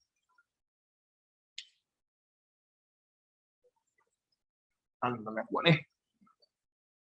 හරි ඊට පස්සේ තුන්වෙනි වගන්තිය. ඉහත අණු අයනවල nitrogen පරමාණුවේ මුහුම්කරණයේ පිළිවෙලින් sp3 sp sp2 NO2 වල sp2 තියෙන්නේ NO2+ වල sp තියෙන්නේ NO2- වල sp2 තියෙන්නේ. හරිනේ පුතේ? තුන්වෙනි වගන්තිය හරි. 4 ප්‍රභේද තුනෙහිම මධ්‍ය පරමාණු වටා ඉලෙක්ට්‍රෝනික ජ්‍යාමිතිය සමාන වේ. NO2 වල ලියා ගන්න පුතා තනි ඉලෙක්ට්‍රෝනයක් තිබ්බට ත්‍රියානත තලිය ත්‍රිකෝණාකාර හරි ට්‍රිගනල් ප්ලේන මෙයාගේ ඉලෙක්ට්‍රෝනික ජ්‍යාමිතිය රේඛීය එහා පැත්තේ කෙනාගේ තලිය ත්‍රිකෝණාකාර ට්‍රිගනල් ප්ලේන. එතකොට ඉලෙක්ට්‍රෝනික ජ්‍යාමිතිය වෙනස්. 4 වැරදි. 5 ඊට දක්වා ඇති ප්‍රකාශ සියල්ලම අසත්‍ය වේ. හරි එකක් තිබෙන්නේ නැද්ද ළමයි?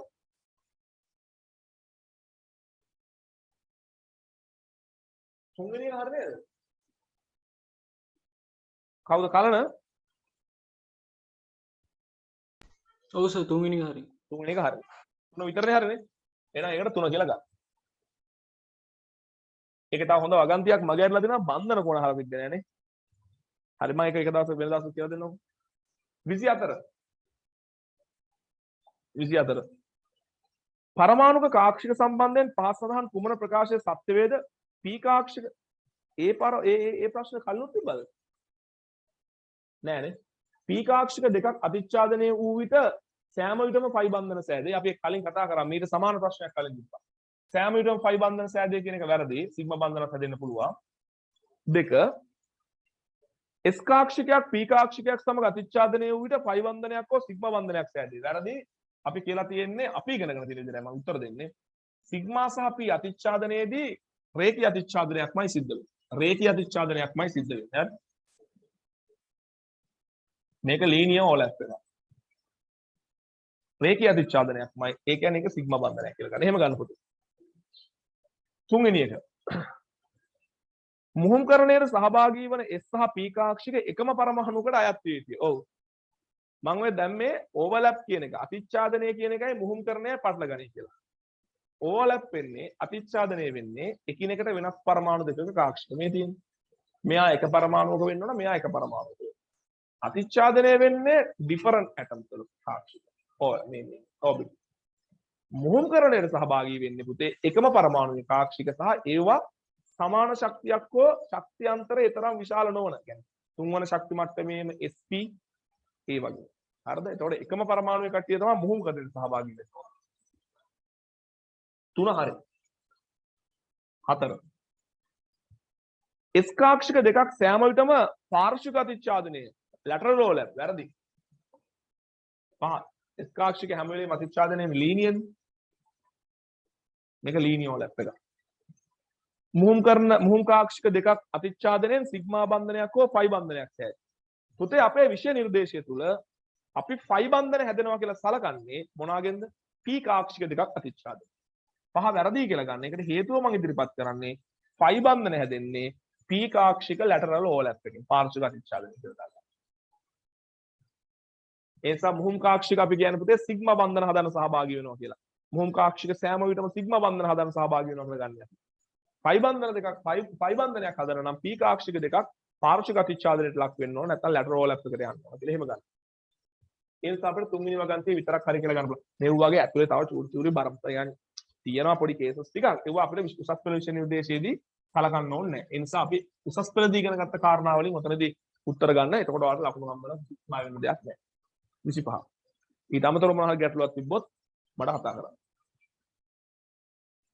හරි.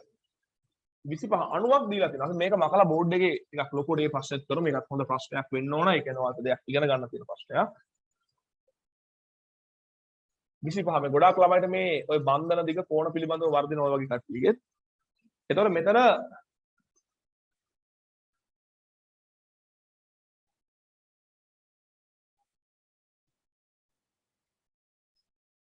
අපි අද කතා කරන අවසාන ප්‍රශ්නය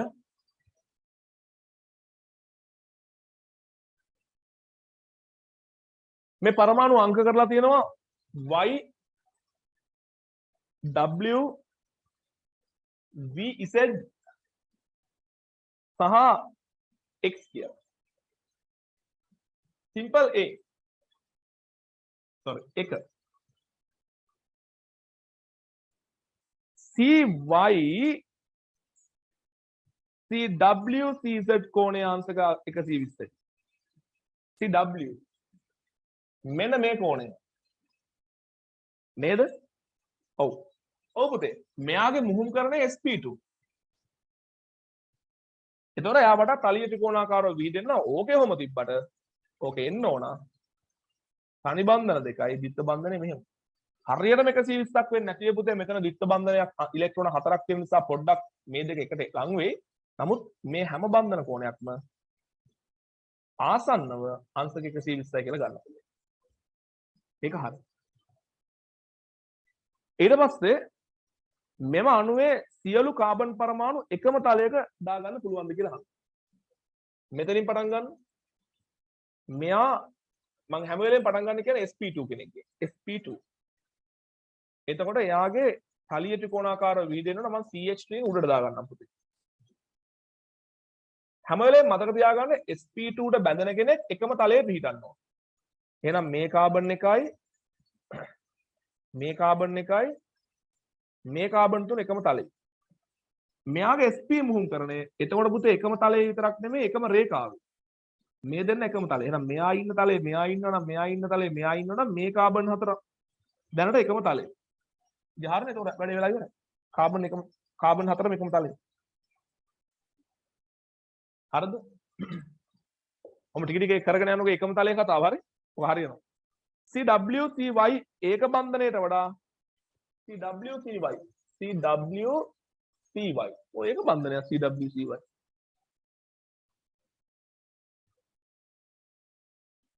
නෑ ඔය අහලා තියෙන ළමයි ඒක හදා ගන්න පුතේ. CW CV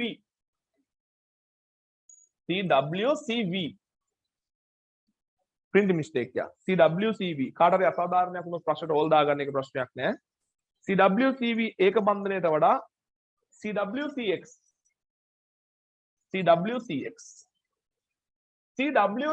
ගද්දී sp2 මුහුම් කාක්ෂිකයා sp මුහුම් කාක්ෂිකයක් එක්ක අතිච්ඡාදනය වෙන්නේ. මෙතන s ප්‍රතිශතය 133යි. මෙතන 150යි 183යි විතර s ප්‍රතිශතයක් තියෙනවා. CW sp2 මුහුම්කරණය මෙතනින් sp3 මුහුම්කරණය sp2 වලින් 33.3යි මෙතනින් 125යි. ඒ කියන්නේ 58.5ක් 58.3ක් විතර නේද ළමයි? s ප්‍රතිශතය වැඩි නම් බන්ධන දිග වැඩි ළමයි. ඒතර ඔක කියන්නේ CWCV ඒක බන්ධනයට වඩා CWCX ඒක බන්ධනයේ දිගින් වැඩිය CWCV ට වඩා CWCX දිගින් වැඩි. තුන හරි. මම ඒ CV කියලා හදාගෙන හරි. ඔයාලා කැමති නම් ඒ දෙකටම උත්තර දී ගන්න ඕල් දා ගන්න. ඕල් දන්න නැත්නම් මම කියන අවසර උත්තර දාන්න ඕනේ. මේ අණුවේ සියලු කාබන් හයිඩ්‍රජන් බන්ධන දිගින් සමාන වේ. එහෙම වෙන්නේ නැහැ නේ පුතේ. මේ බලන්න. ඔයා මෙන්න මෙහෙම ගන්න. මෙන්න මේ කාබන් sp මුහුම්කරණයට ලක් වෙලා නම් පුතේ. ඒ sp මුහුම්කරණයට ලක් වෙච්ච කාබන් එක්ක බැඳිච්ච හයිඩ්‍රජන් බන්ධන දිග කෙටි ඊට වඩා දිග වැඩි යම් කාබන් කෙනෙක් sp2 මුහුම්කරණයට භාජනය වෙලා ඉන්නවා නම් අන්න එයත් එක්ක බැඳිච්ච හයිඩ්‍රජන් කාබන් බන්ධනය මේකට වඩා දිගින් වැඩි. ඊට වඩා දිගින් වැඩි sp3 කෙනෙක් එක්ක බැඳෙනවා. ඒකට හේතුව මොකක්ද? කාබන් පරමාණුවක sp මුහුම් කාක්ෂිකය දිගින් අඩුයි. sp2 මුහුම් කාක්ෂිකය ඊට වඩා දිගින් වැඩි. sp3 මුහුම් කාක්ෂිකය ඊට වඩා දිගින් වැඩි. sp එතන කාබන් පරමාණුවේ මුහුම් කරන sp3 වෙනකොට එයාගේ මුහුම් කාක්ෂිකය දිග වැඩි.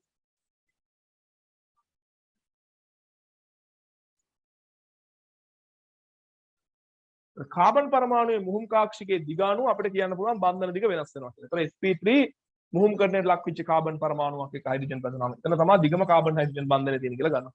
අනිත් දෙකට සාපේක්ෂව. ඒතර වැරදි. හතර වැරදි. අපෙන් අහන්නේ අසත්‍ය වගන්තියද? ඔව් හතරනේ. CV CW CY TZ සරල රේඛාවක පිට ඇත. වැරදි. මේ සරල රේඛාවද කියලා දෙන්න. ඒකොල්ල සරල රේඛාවක දෙන්න පුළුවන්. අපි රැවටෙන්න හොඳ නැහැ. මෙතනින්ම පේනවනේ සරල රේඛාවක නැහැ කියලා. ඒතර ඒකට උත්තරේ 4. ඒකට උත්තරේ 4.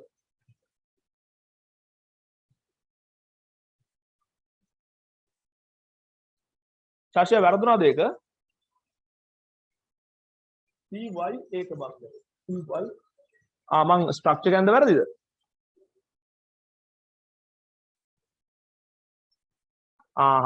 හරි. පොඩ්ඩක් පින්ටි මිස්ටේක් මුකුත් නැහැ. මම ඇඳපු ස්ට්‍රක්චර් එකේ වැරද්දක් තියෙනවා. මට මේක පේන්නේ නැහැ. y එකේ අර යට මේක මට මම හරි. මෙයා v නේ. පොඩ්ඩක් කොහොම ඉන්න. ඒ වැඩි ලස්සනම කරන්නේ. මෙයා v මෙයා y කියලා නේ කියන්නේ. එතකොට ප්‍රශ්නයක් එනවද මොකක් හරි?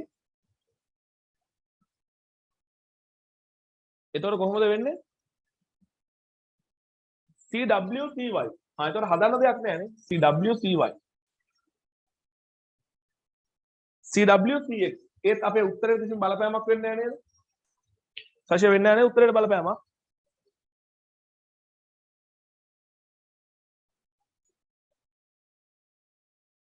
එතකොට CW CY ඒක බන්ධනයට වඩා CW CX ඒක බන්ධනයේ දිගින් වැඩිය. ඒ වගන්තිය හරි. විද්‍යා කුමාරවරුන් ප්‍රශ්නයක් නැහැ. CW CY කියන්නේ ඒක බන්ධනයක්. CW CY කියන්නේ ඒක බන්ධනයක්.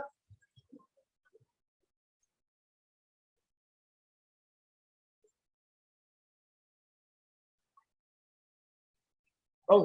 CW CY කියන්නේ ඒක බන්ධනයක්. CW CX කියන්නේ ඒක බන්ධනයක්. මේකට වඩා මේක දිගින් වැඩි. උත්තරේ හරි. ගැටලුවක් නැහැ නේද ළමයි ජනදු? එතන හරිනේ ප්‍රශ්නේ. හරි. එහෙනම් අපි ඊළඟ දවසේ ඊළඟ MCQ 25 කරමු. ඔයගොල්ලන්ට පේපර් එකක් මේ සතිය ලැබෙන්නත් පුළුවන්. ලබන සතියන්තේ ලැබෙන්නත් පුළුවන්. හරි. ආයෙ කරන්න. හරි. එහෙනම් සියලු දෙනා ජය වේවා. හොඳට වැඩ කරගෙන ඉන්න.